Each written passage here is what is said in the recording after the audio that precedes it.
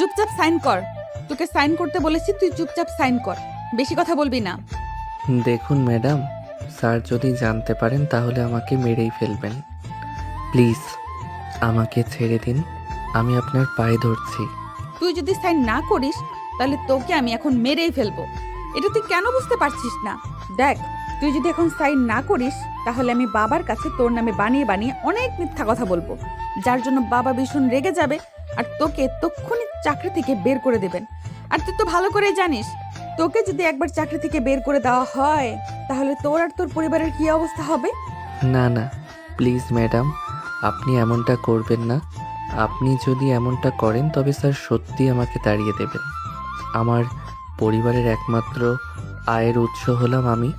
আমাকে যদি চাকরি থেকে বের করে দেওয়া হয় তবে আমার পুরো পরিবার পথে বসে যাবে।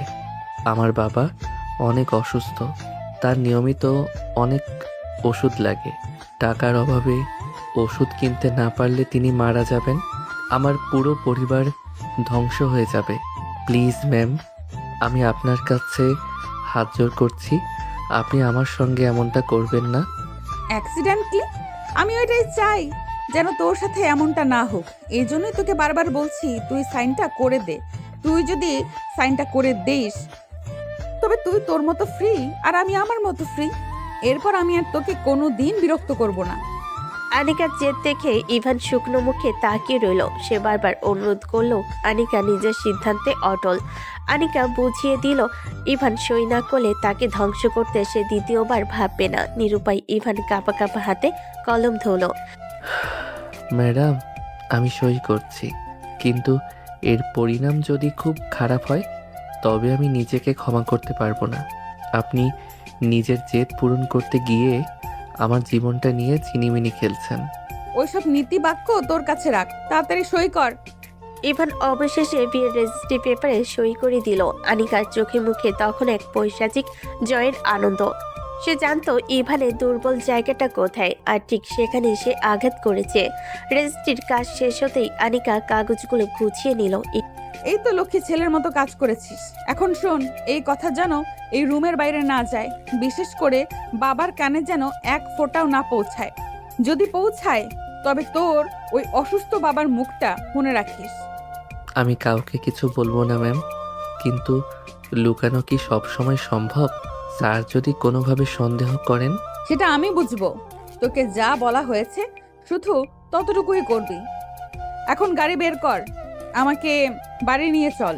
ইভান ভয়ে কাঁপতে কাঁপতে গাড়ি চালাতে শুরু করলো। তার মনে বারবার একটা কথাই ঘুরপাক খাচ্ছিল, যদি আনিকার বাবা অর্থাৎ তার মালিক এই খবর জানতে পারে তবে তার আর রক্ষে নেই। অন্যদিকে আনিকা বাড়িতে পৌঁছে সম্পূর্ণ স্বাভাবিক আচরণ করতে লাগলো। তার চেহারায় বিন্দুমাত্র অপরাধ বোধ বা ভয়ের ছাপ নেই। সে যেন এক নিপুণ অভিনেত্রী। মা আনিকা, ফিরতে দেরি হলো যে বড়। ইভান কি কোনো ঝামেলা করেছে? না বাবা, ইভান তো খুব ভালো ছেলে। আসলে বান্ধবীর সাথে একটু আড্ডা দিচ্ছিলাম তো তাই দেরি হলো। ইভান তো বেচারা বাইরে গাড়িতেই বসেছিল। কতটা সহজে মিথ্যা বলছেন ম্যাম, অথচ আমার বুকের ভেতরটা ভয়ে ফেটে যাচ্ছে। আনিকা ড্রয়িং রুমে বসে সোফায় হেলান দিয়ে বাবার সাথে গল্প করতে লাগলো, যেন কিছুক্ষণ আগে সে কোনো বিশাল অঘটন ঘটায়নি। ইভান দরজার আড়ালে দাঁড়িয়ে নিজের ভাগ্যকে দোষ দিতে লাগলো। শুরু হলো এক অসম সম্পর্কের জটিল অধ্যায়, যার পরিণতি ইভানের জানা নেই। গাড়ি যখন বাড়ির সদর দরজায় এসে থামলো, ইভানের বুক দুরু দুরু কাঁপছিল। পকেটে রাখা সে রেজিস্ট্রি কাগজের কথা মনে পড়তে তার কপালে ঘাম জমে যাচ্ছিল। অন্যদিকে আনিকা একদম শান্ত ও স্বাভাবিক, যেন কিছুই হয়নি। তোমাদের আসতে আজকে এত লেট হলো কেন? ইভান, ঘড়িতে কয়টা বাজে খেয়াল আছে? জি মানে স্যার, আসলে ওখান থেকে আসার সময় আমি আমি কি জিজ্ঞেস করছি আর তুমি কি বলছো? ইভান, তোমাকে দায়িত্ব দিয়েছি আমার মেয়ের নিরাপত্তার জন্য, দেরি করে বাড়ি ফেরার জন্য নয়। ঠিক কি হয়েছিল যে ফিরতে এত দেরি হলো? সত্যি করে বলো। ইভান থরথর করে কাঁপতে লাগলো। আহমেদ চৌধুরী তীক্ষ্ণ দৃষ্টির সামনে দাঁড়িয়ে সে বুঝতে পারছিল না কি বলবে। তার অবস্থা দেখে মনে হচ্ছিল সে এখনই সত্যি সব বলে দিবে। আহা বাবা, তুমি শুধু শুধু ওকে বকছো কেন? ইভানের কোনো দোষ নেই। আসলে আজকে আমার একটা এক্সট্রা ক্লাস ছিল, যেটা আগে থেকে জানানো হয়নি, তাই ক্লাস শেষ করতে দেরি হয়ে গিয়েছে। Extra class? কিন্তু আমাকে তো আগে জানাওনি মা। আর ইভানও তো কিছু বললো না। বাবা, বেচারা বলবে কি? ও তো ক্লাসের বাইরেই দাঁড়িয়েছিল। আমি ওকে বলেছি চুপচাপ ডিউটি করতে, আর ফোন তো সাইলেন্ট ছিল, তাই তোমাকে জানাতে পারিনি। তুমি কি এখন তোমার মেয়ের কথা বিশ্বাস করবে না, নাকি ওই বডিগার্ডের ওপর জেরা চালিয়ে যাবে? না না মা, তোকে বিশ্বাস করবো না কেন? আসলে আজকালকার দিনকাল ভালো না তো, তাই একটু টেনশন হচ্ছিল। ঠিক আছে ইভান, তুমিও ঘাবড়ে না। ডিউটির ব্যাপারে আমি একটু করা, সেটা তো জানোই। যা হওয়ার হয়েছে। এখন তোমরা দুজনেই যাও, ফ্রেশ হয়ে নাও, আমরা একসাথে লাঞ্চ করব। আনিকা তুইও পড়ে যা, আর ইভান তুমিও ফ্রেশ হয়ে ডাইনিং টেবিলে এসো। স্যার, আমি আমার ঘরে গিয়ে খেয়ে নেব, আপনাদের সাথে ডাইনিং টেবিলে। তোমাকে বলেছি না, তুমি এবারের শুধু বডিগার্ড নও, আমার ছেলের মতো। তোমার বাবা আমার পুরনো কর্মচারী ছিলেন, সেই খাতিরেই তোমাকে এই বাড়িতে থাকতে দিয়েছি। যাও, কথা না বাড়িয়ে ফ্রেশ হয়ে এসো। আহমেদ চৌধুরীর আদেশে ইভান মাথা নিচু করে নিজের ঘরের দিকে চলে গেল। ইভান এই বাড়িতেই থাকে, তাই তার পালানোর কোনো পথ নেই। আনিকা সিঁড়িতে উপরে ওঠার সময় আর চোখে ইভানের দিকে তাকিয়ে একটা বিজয়ের হাসি দিল। ইভান বুঝতে পারল একই ছাদের নিচে এই গোপন সত্য নিয়ে থাকা তার জন্য নরক যন্ত্রণার মতো হবে। দুপুরে খাওয়ার পর বাড়িটা কিছুটা নিস্তব্ধ হয়ে আছে। আহমেদ চৌধুরী তার ঘরে বিশ্রাম নিচ্ছেন। আনিকা বিকেলবেলা বাইরে বের হওয়ার জন্য তৈরি হয়ে নিচে নেমে আসে। তার চোখে মুখে এখন আভিজাত্যের চাপ। এই ইভান, ইভান কোথায় গেলি? জলদি গাড়ি বের কর, কতক্ষণ ধরে ডাকছি, কানে যায় না? আনিকা বেশ কয়েকবার চিৎকার করে ইভানকে ডাকলো, কিন্তু বসার ঘরে বা গ্যারেজে কোথাও তার দেখা পাওয়া গেল না। আনিকার মেজাজ ধীরে ধীরে চড়তে শুরু করলো। তার অনুমতি ছাড়া ইভান কোথায় যাবে এটা সে ভাবতেই পারছে না। রহিমা খালা, ও রহিমা খালা, এই বাড়িতে কি কেউ নেই? ইভান কোথায় মরেছে? কি হয়েছে ম্যাডাম? অত চিল্লাইতেছেন কেন? সাহেব তো ঘুমাইতাছে, ওনার ঘুম ভাঙ্গা যাইব। বাবা ঘুমাচ্ছেন সেটা আমি জানি, তুই বল ইভান কোথায়? ওকে আমি কোথাও খুঁজে পাচ্ছি না কেন? ওর সাহস কত বড় যে আমাকে না জানিয়ে ডিউটি থেকে গায়েব হয়ে যায়? ও, ইভানের কথা কইতাছেন? ইভান তো অনেকক্ষণ আগে বাড়িতে গেছে ম্যাডাম। ও আমারে কইলো ওর বাপের শরীরটা নাকি বেশি খারাপ লাগছে, তাই মার সাথে দেখা করতে গেছে। বাড়িতে গেছে মানে? কার অনুমতি নিয়ে গেছে? আমাকে একবার বলার প্রয়োজন মনে করলো না? ও কি ভুলে গেছে ও আমার কেনা গোলাম? না মানে ম্যাডাম, আর সাওয়ালটার মনটা খুব খারাপ আসছিল, তাই ভাবলাম আহা, ঘরের পোলা ঘরে গেছে, এতে আর দোষ কি? দোষ কি মানে? ও আমার বডিগার্ড আর আমি ওর মালিক। ওর 14 গোষ্ঠীর কি হয়েছে সেটা দেখার বিষয় আমার না। ও আমাকে না বলে যাওয়ার সাহস পেল কোথা থেকে? আজ আসুক ও, ওর একদিন কি আমার একদিন। আনিকার আগে গজগজ করতে করতে সোফায় গিয়ে বসলো। সে ইভানকে নিজের কবজায় রাখার জন্য আজ বিয়ে পর্যন্ত করলো। সে ইভান তাকে অবজ্ঞা করে নিজের বাড়িতে চলে গেল। এই অপমান আনিকা কিছুতেই মেনে নিতে পারছে না। তার চোখে এখন আগুনের ফুলকি। সে মনে মনে ঠিক করলো ইভান ফিরে এলে তাকে এমন শাস্তি দেবে যা সে কোনোদিন কল্পনাও করতে পারেনি। সারাদিনে ধকল শেষে ইভান যখন আহমেদ বাড়ির গেটে এসে পৌঁছালো তখন রাত বেশ গভীর। ইভানের সারা শরীর যন্ত্রণায় ম্যাচম্যাচ করছে। বিকেলে খবর এসেছিল তার বাবার শ্বাসকষ্ট বেড়েছে, তাই এক মুহূর্ত দেরি না করে সে বাড়িতে ছুটে গিয়েছিল। বাবাকে নিয়ে হাসপাতালে ছোটাছুটি, ওষুধ দোকানে লাইন দেওয়া, আর অসুস্থ বাবার পাশে বসে থেকে সে শারীরিক ও মানসিকভাবে ভীষণ ক্লান্ত। বাবা ইভান, আমাদের জন্য তোর অনেক কষ্ট হয়ে যাচ্ছে রে। সারাদিন ওই বড়লোকের বাড়িতে ডিউটি করিস, আবার এই শরীর নিয়ে আমাদের জন্য এত দৌড়ঝাঁপ করলি। তুই না থাকলে যে আমাদের কি হতো। মা, তুমি শুধু শুধু এসব নিয়ে চিন্তা করো না তো। বাবা এখন সুস্থ আছেন, এটাই বড় কথা। আমি থাকতে তোমাদের কোনো কষ্ট হতে দেব না। তুমি এখন যাও, বাবার পাশে গিয়ে বসো, আমি আসছি। ইভান তার মায়ের মলিন মুখের দিকে তাকিয়ে এক চিলতে হাসলো। সেই হাসিতে কোনো ক্লান্তি ছিল না, ছিল কেবল পরিবারকে আগলে রাখার এক মুখ সাহস। মাকে শান্ত করে সে দ্রুত পায়ে আহমেদ চৌধুরী বাড়ির দিকে রওনা হলো। তার মনে এক অজানা আতঙ্ক কাজ করছিল, কারণ সে আনিকাকে না জানিয়ে চলে এসেছিল। যদিও রাতে আহমেদ চৌধুরী বাসায় তার থাকা বাধ্যতামূলক, কিন্তু বিকেলটা সে তার নিজের অজান্তেই হারিয়ে ফেলেছিল।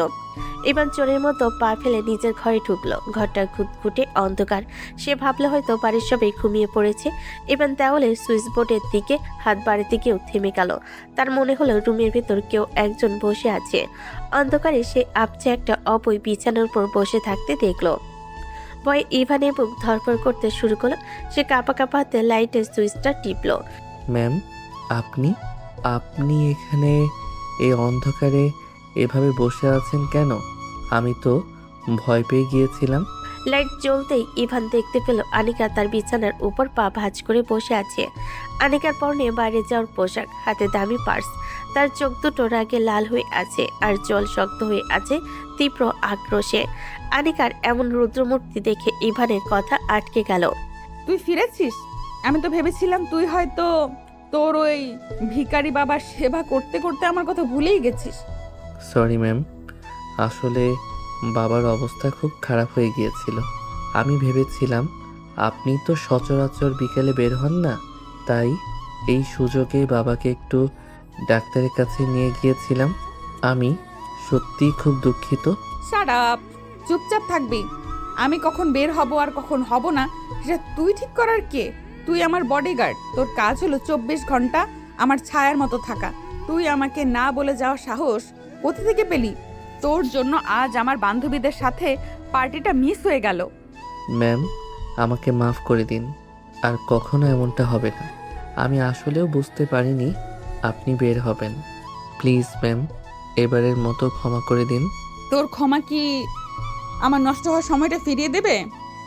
তুই জানিস না আজ রেজিস্ট্রি হওয়ার পর তুই এখন আইনগত আমার স্বামী। একজন স্ত্রী হিসেবে তোর উপরে আমার অধিকার সবার আগে। সেখানে তুই অন্য কাউকে প্রাধান্য দিস কোন সাহসে? ইভান মাথা নিচু করে দাঁড়িয়ে রইল। তার চোখ দিয়ে প্রায় জল গড়িয়ে পড়ার উপক্রম। ক্লান্তিতে তার শরীর ভেঙে আসছে। তারপর আনিকার এই অমানসিক ব্যাপার তাকে ভেতর থেকে চুরমার করে দিচ্ছে। আনিকা সোফা থেকে উঠে ধীর পায়ে ইভানের দিকে এগিয়ে আসতে লাগলো। তার প্রতিটি কদম ইভানের মনে ত্রাস সৃষ্টি করছিল।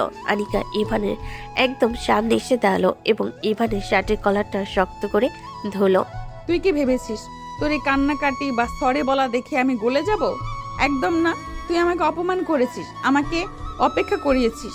এর শাস্তি তোকে পেতেই হবে। ম্যাম, আপনি প্লিজ শান্ত হন। আমি তো ফিরে এসেছি।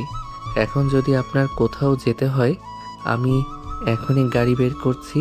আপনি যা বলবেন আমি তাই করব। এখন আর যাওয়ার সময় নেই, অনেক দেরি হয়ে গেছে। কিন্তু আমার রাগ তো মিটছেই না ইভান। তুই যখন আসলি তখন কি একবারও ভাবিসনি যে তোর ওই অবাধ্যতা তোর পরিবারের জন্য কতটা বিপদ ডেকে আনতে পারে?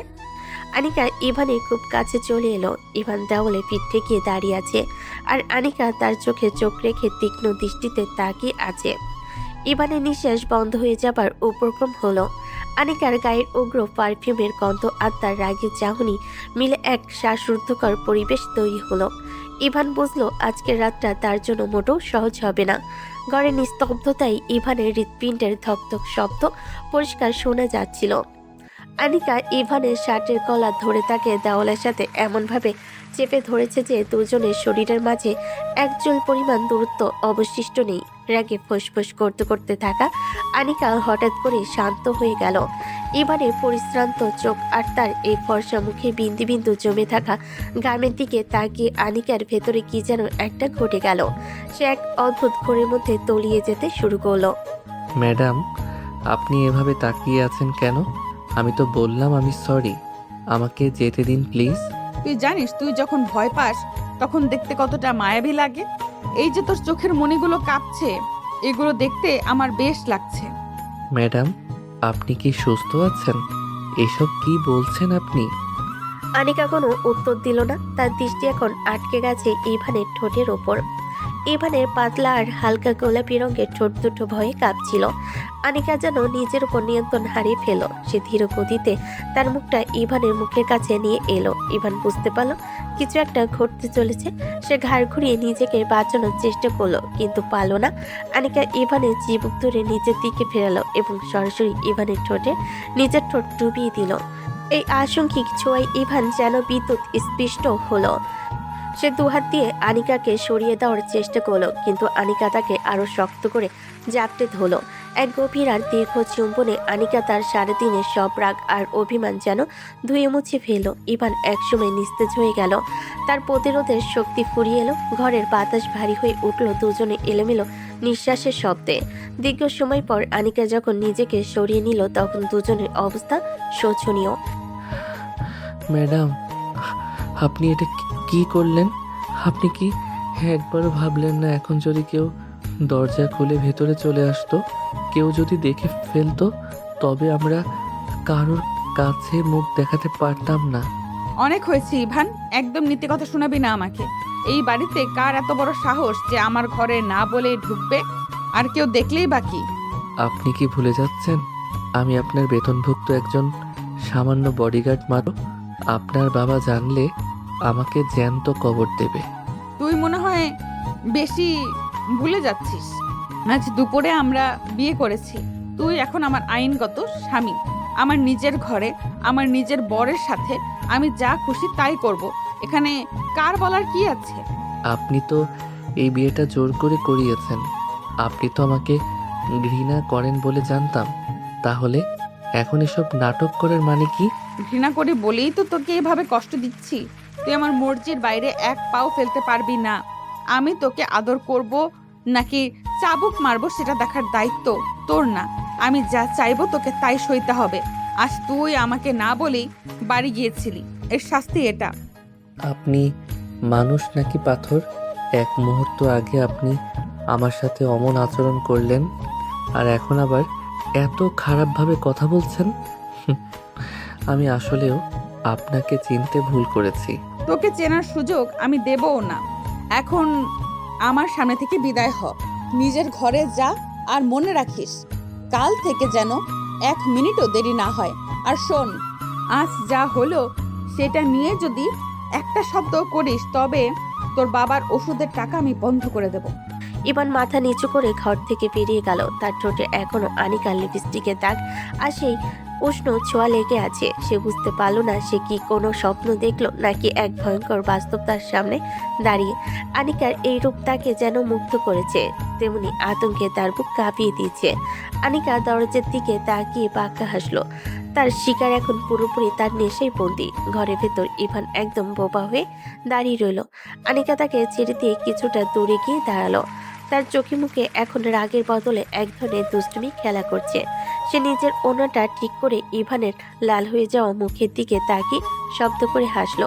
কিরে, অত শখ হওয়ার কি আছে? মাত্র তো শুরু। তুই তো দেখছি একদম কাঁচা ছেলে। বিয়ের পর বউ আদর করলে কি লোকে এমন ভয় পায়? ম্যাডাম, আপনি এসব কি বলছেন? আমরা কি সাধারণ দম্পতি? আপনি আমাকে জোর করে এই সম্পর্কে টেনে এনেছেন। জোর হোক বা যাই হোক, এখন তো তুই আমার।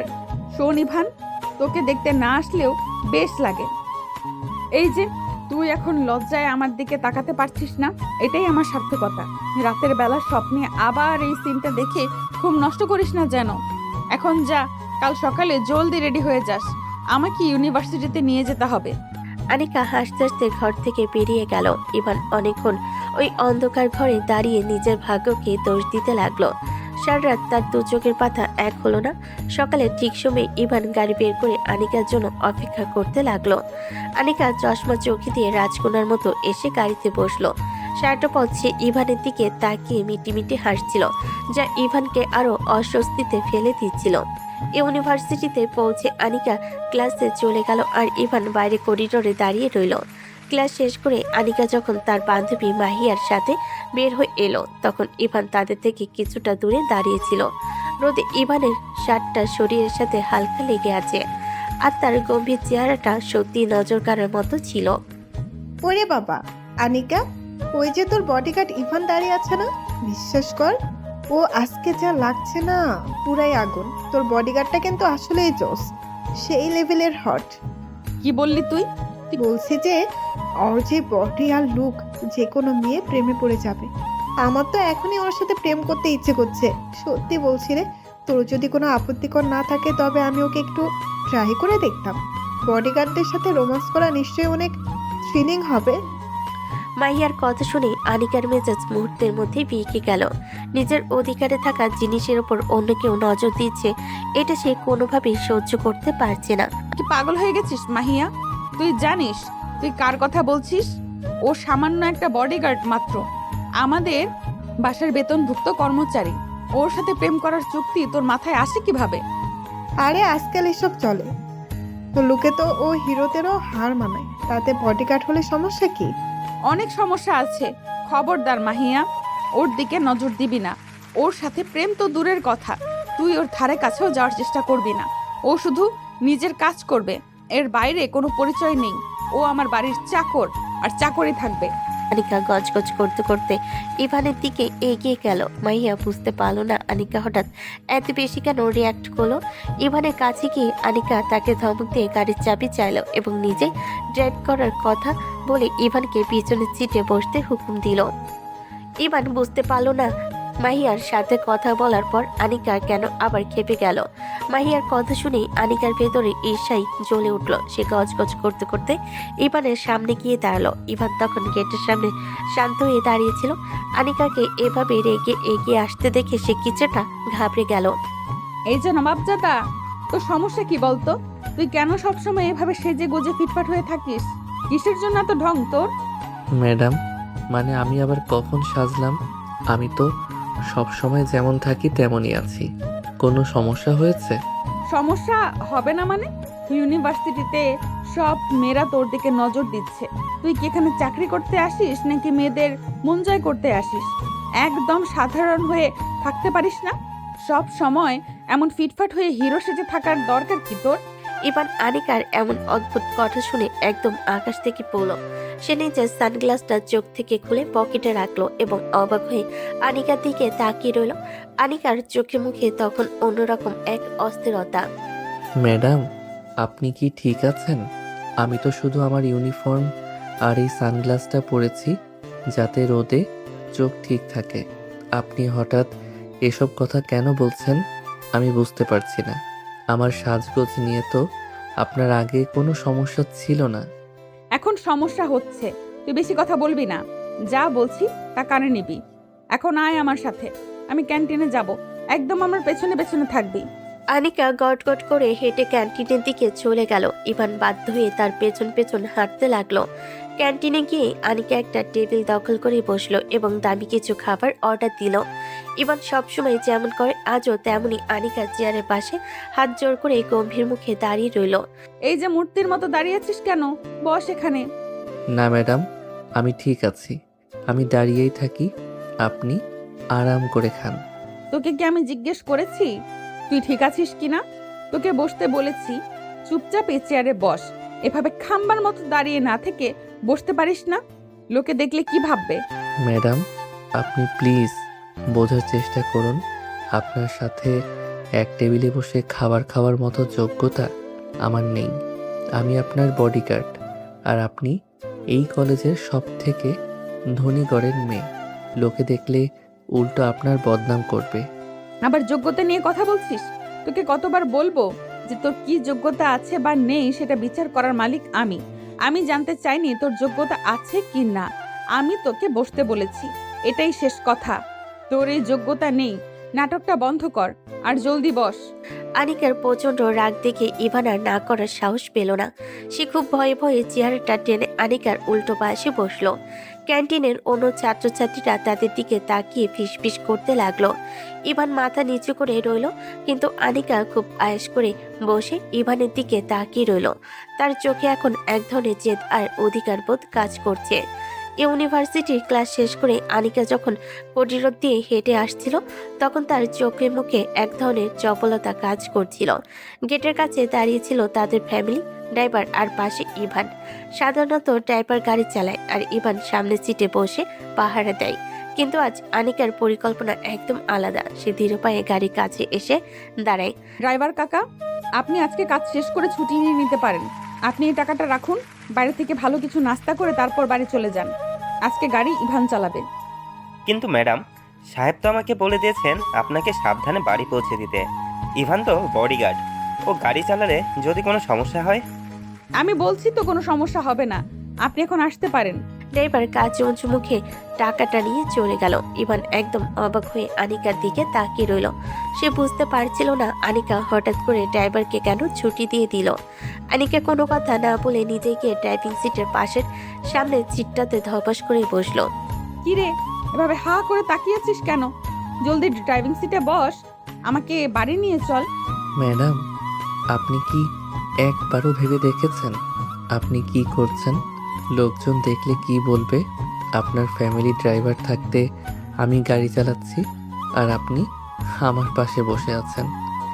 এটা কেউ দেখলে আহমেদ চৌধুরী স্যারকে গিয়ে লাগিয়ে দেবে। আপনার মান সম্মান বলে কি কিছু নেই? একদম লেকচার দিবি না তো। লোকজন কে কি ভাবলো তাতে আমার কিচ্ছু যায় আসে না। তোকে যা বলেছি তাই কর, গাড়ি স্টার্ট দে বলছি। ইভান বাধ্য হয়ে ড্রাইভিং সিটে বসলো। সে গাড়ি স্টার্ট দিয়ে ধীরে ধীরে ইউনিভার্সিটি থেকে বের হয়ে এলো। রাস্তা এখন বেশ ফাঁকা। ইভান খুব মনোযোগ দিয়ে সামনের দিকে তাকিয়ে গাড়ি চালাচ্ছে, কিন্তু তার অস্বস্তি কাটছে না, কারণ সে অনুভব করতে পারছে আনিকা এক দৃষ্টিতে তার দিকে তাকিয়ে আছে। আনিকা সিটে একটু আরাম করে হেলান দিয়ে বসে ইভানের হাতের মুভমেন্ট আর তার গাল লক্ষ্য করছে। ম্যাডাম, আপনার মনে কি চলছে বলবেন তো? আপনি এভাবে হা করে আমার দিকে কেন তাকিয়ে আছেন? আমি কিন্তু গাড়ি চালাতে গিয়ে নার্ভাস হয়ে যাচ্ছি। কিছু একটা হলে দায় কিন্তু আপনার। আমার যা মনে চলছে সেটা যদি তোকে বলি তবে তুই তো হার্ট অ্যাটাক করবি। তোর ওই গম্ভীর হয়ে গাড়ি চালানোটা দেখলে আমার খুব ভালো লাগে রে ইভান। তুই কি ভাবিস এই গেটআপে তোকে জাস্ট ফাটাফাটি লাগছে? ইভান স্তব্ধ হয়ে গেল। সে কোনো উত্তর না দিয়ে সামনে তাকিয়ে থাকার চেষ্টা করলো, কিন্তু আনিকা আজ তাকে শান্তিতে থাকতে দেবে না বলে ঠিক করেছে। সে হঠাৎ করে ইভানের খুব কাছ ঘেঁষে এলো। ইভান তখন স্টিয়ারিং এর হুইল ধরে আছে। আনিকা নিজের হাতটা বাড়িয়ে দিল, ইভানের চুলে বিলি কেটে দিতে শুরু করলো। ম্যাডাম প্লিজ হাত সরান, আমি গাড়ি চালাচ্ছি, ব্যালেন্স নষ্ট হয়ে যাবে, অ্যাক্সিডেন্ট হবে তো। অ্যাক্সিডেন্ট হলে হবে, তোর সাথে মরতে আমার আপত্তি নেই। আনিকা এবার আরো সাহসী হয়ে উঠল। সে দুষ্টামি ভরা চোখে ইভানের কানে কাছে মুখ নিয়ে এলো। ইভান থরথর করে কাঁপতে শুরু করেছে। আনিকা তার নরম হাতটা ইভানের কাঁধের উপর রাখলো এবং ধীরে ধীরে ইভানের কানের লতিতে আলতো করে কামড় দিল। এটা ছিল ইভানের জন্য এক ধরনের রোমান্টিক অত্যাচার। সে বুঝতে পারছিল না ব্রেক চাপবে নাকি স্পিড বাড়াবে। আপনি কিন্তু সীমা ছাড়িয়ে যাচ্ছেন। বাড়িতে গেলে আমি স্যারকে সব বলে দেব। আমি আর আপনার সাথে থাকতে পারছি না। আপনি মানুষ নাকি ডাইনি? ডাইনি হলে তো অনেক আগেই তোকে গিলে খেয়ে ফেলতাম। এখন শুধু একটু আদর করছি। তোর এই ঘামানো মুখটা দেখতে যে কি কিউট লাগে। আনিকা এখানেই থামলো না। সে ইভানের হাতের উপর নিজের হাত রেখে ইভানকে স্টিয়ারিং ঘোরাতে সাহায্য করার ভান করতে লাগলো। তার গায়ের পারফিউমের কড়া সুবাসে ইভানের মাথা ঝিমঝিম করতে শুরু করলো। আনিকা ইভানের গালে নিজের নাক ঘষলো এবং খুব নিজস্বরে তার সাথে প্রেমের খুনসুটি করতে লাগলো। ইভানের মনে হচ্ছিল সে কোনো উত্তাল সমুদ্রের মাঝে আটকে পড়েছে। ম্যাম দয়া করে থামুন, সামনে পুলিশ চেকপোস্ট আছে। এভাবে দেখলে আমাদের জেল হয়ে যাবে। হোক না জেল, তোর সাথে এক সেলে থাকতে পারলে আমার কোনো দুঃখ নেই। তুই যত ভয় পাচ্ছিস আমি তোকে তত বেশি জ্বালাবো। তুই শুধু আমার, এটা তোকে আজ হাড়ে হাড়ে হাড়ে মজ্জায় বুঝিয়ে দেবো। গাড়ি চলতে থাকলো তার আপন গতিতে। রাস্তার পাশের গাছপালাগুলো দ্রুত পেছনে চলে যাচ্ছিল। ইভানের মন আর মস্তিষ্কের মধ্যে তখন এক যুদ্ধ চলছিল। সে একদিকে আনিকার এই পাগল করা ভালোবাসা অনুভব করছিল, আবার অন্যদিকে সামাজিক মর্যাদার ভয় তাকে কুকড়ে দিচ্ছিল। আনিকা সারাক্ষণ ইভানের আশেপাশে আঙ্গুল বুলিয়ে তাকে পাগল করে দিচ্ছিল। এই দীর্ঘ পথে ইভান বারবার নিজেকে সামলানোর চেষ্টা করলো। আনিকার রোমান্টিক অত্যাচারের সামনে সে বারবার হার মেনে যাচ্ছিল। তার মনে হলো এই পথ যেন আর কোনোদিন শেষ না হয়। রাতের আকাশ আজ একদম নিঝুম। আহমেদ চৌধুরী এবং বাড়ির অন্য সবাই গভীর ঘুমে আচ্ছন্ন। ইভান তার ছোট্ট ঘরটাতে শুতে যাওয়ার প্রস্তুতি নিচ্ছিল। সারাদিনে ধকল শেষে তার শরীর আর চলছিল না। ঠিক তখনই তার দরজায় খুব হালকা করে টোকা পড়ার শব্দ হলো। কে এত রাতে দরজায় কে নক করছে? ইভান কিছুটা ভয় আর কিছুটা সাহস নিয়ে দরজার দিকে এগিয়ে গেল। সে ভাবলো হয়তো জরুরি কোনো কাজ পড়েছে, কিন্তু দরজার লকটা খুলতে না খুলতেই বাইরে কেউ একজন সজোরে ধাক্কা দিল। এবার নিজেকে সামলাতে না পেরে কয়েক কদম পিছিয়ে গেল আর সেই মানুষটি ভেতরে ঢুকে দ্রুত দরজা আটকে দিল। ইভান সামনে তাকিয়ে দেখলো আনিকা দাঁড়িয়ে আছে। ম্যাম, আপনি এখানে? আপনি এই মাঝরাতে আমার রুমে কেন এসেছেন? দয়া করে চলে যান। কেন যাব? তোর ঘরে আসতে কি আমার পারমিশন লাগবে? ম্যাডাম, আপনি কি একবারও ভাবছেন না আপনি কি করছেন? এখন যদি আপনার বাবা বা অন্য কেউ দেখে ফেলে তবে রক্ষে থাকবে না।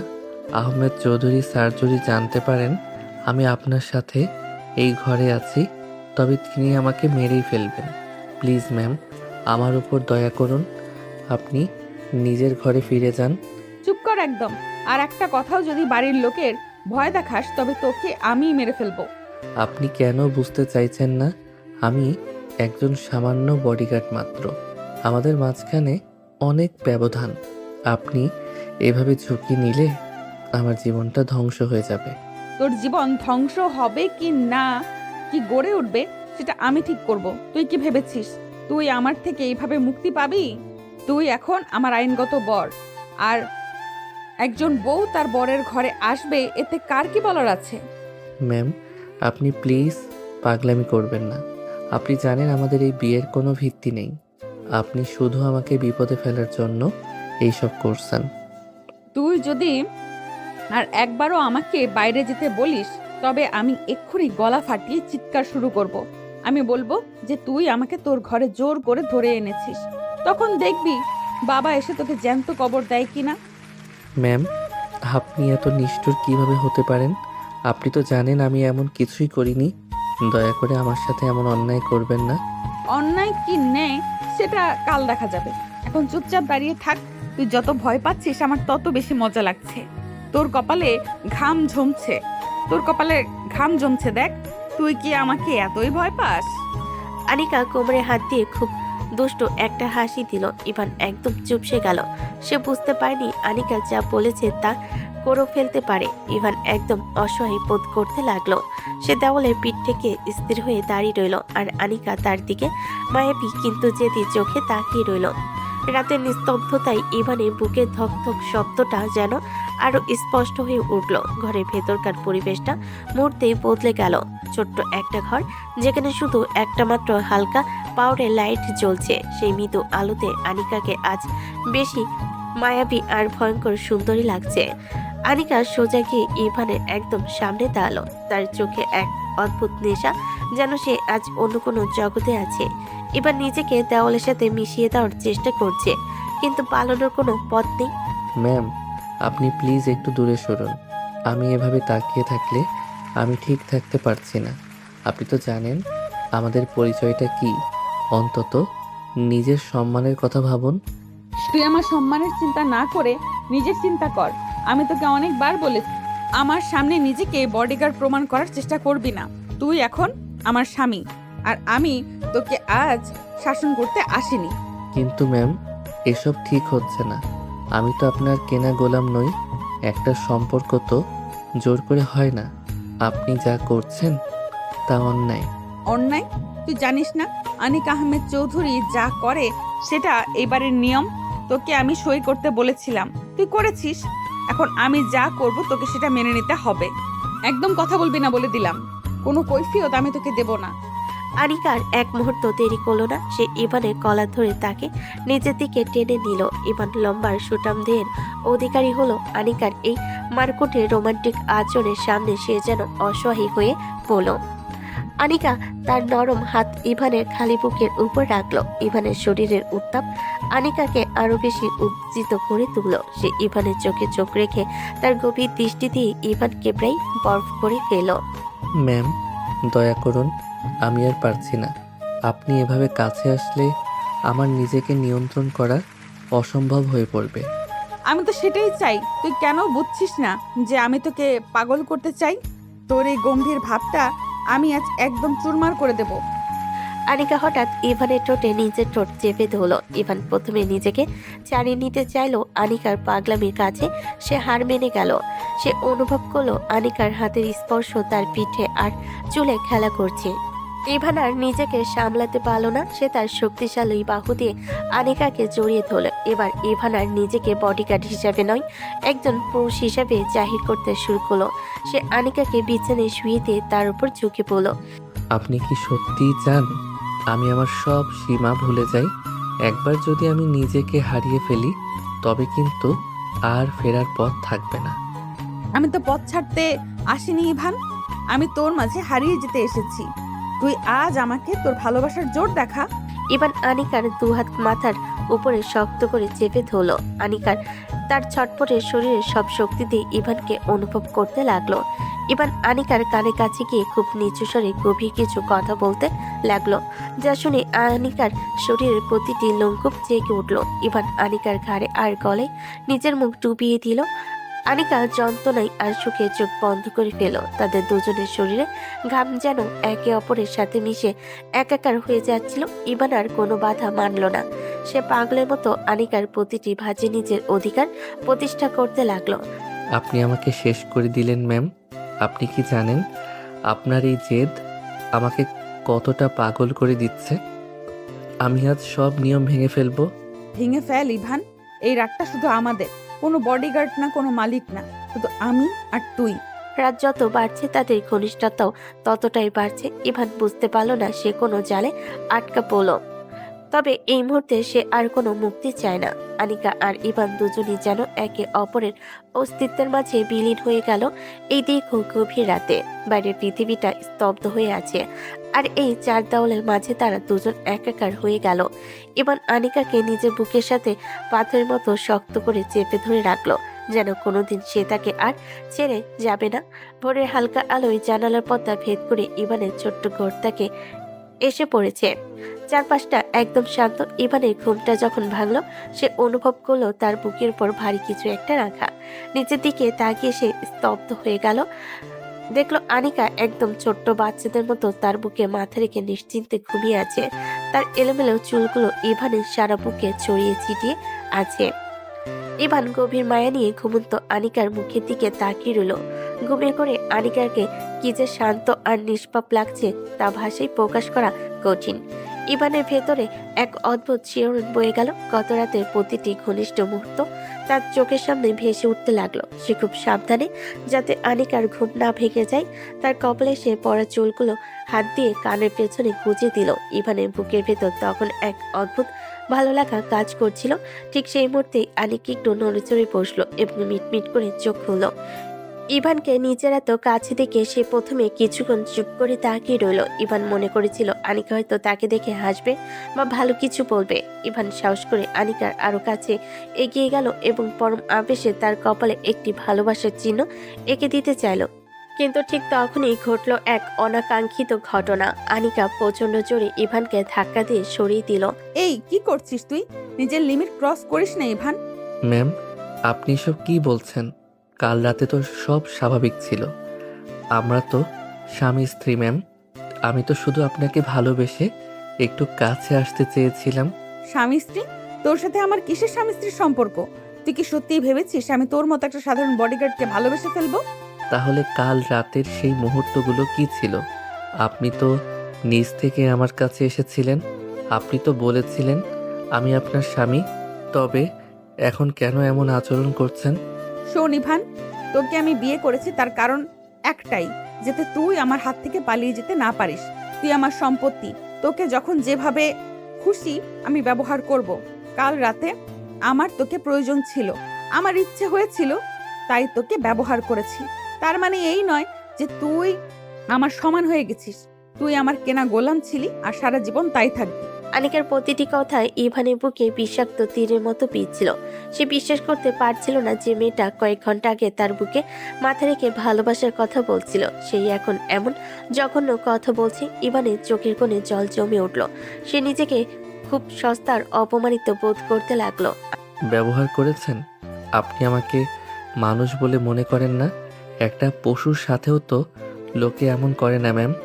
আপনি কিভাবে পারলেন আমার আবেগ নিয়ে এভাবে খেলতে?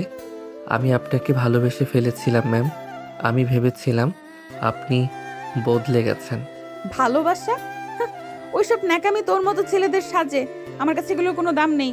এখন শোন, আমি ঘর থেকে বেরিয়ে যাচ্ছি। খবরদার কাল রাতের বা আজকের কোনো কথা যেন কেউ না জানে। মনে রাখিস, তুই আমার জুতো পরিষ্কার করার যোগ্য না। নিজের সীমা বুঝে চলবি। আনিকার এক মুহূর্ত সেখানে দাঁড়ালো না।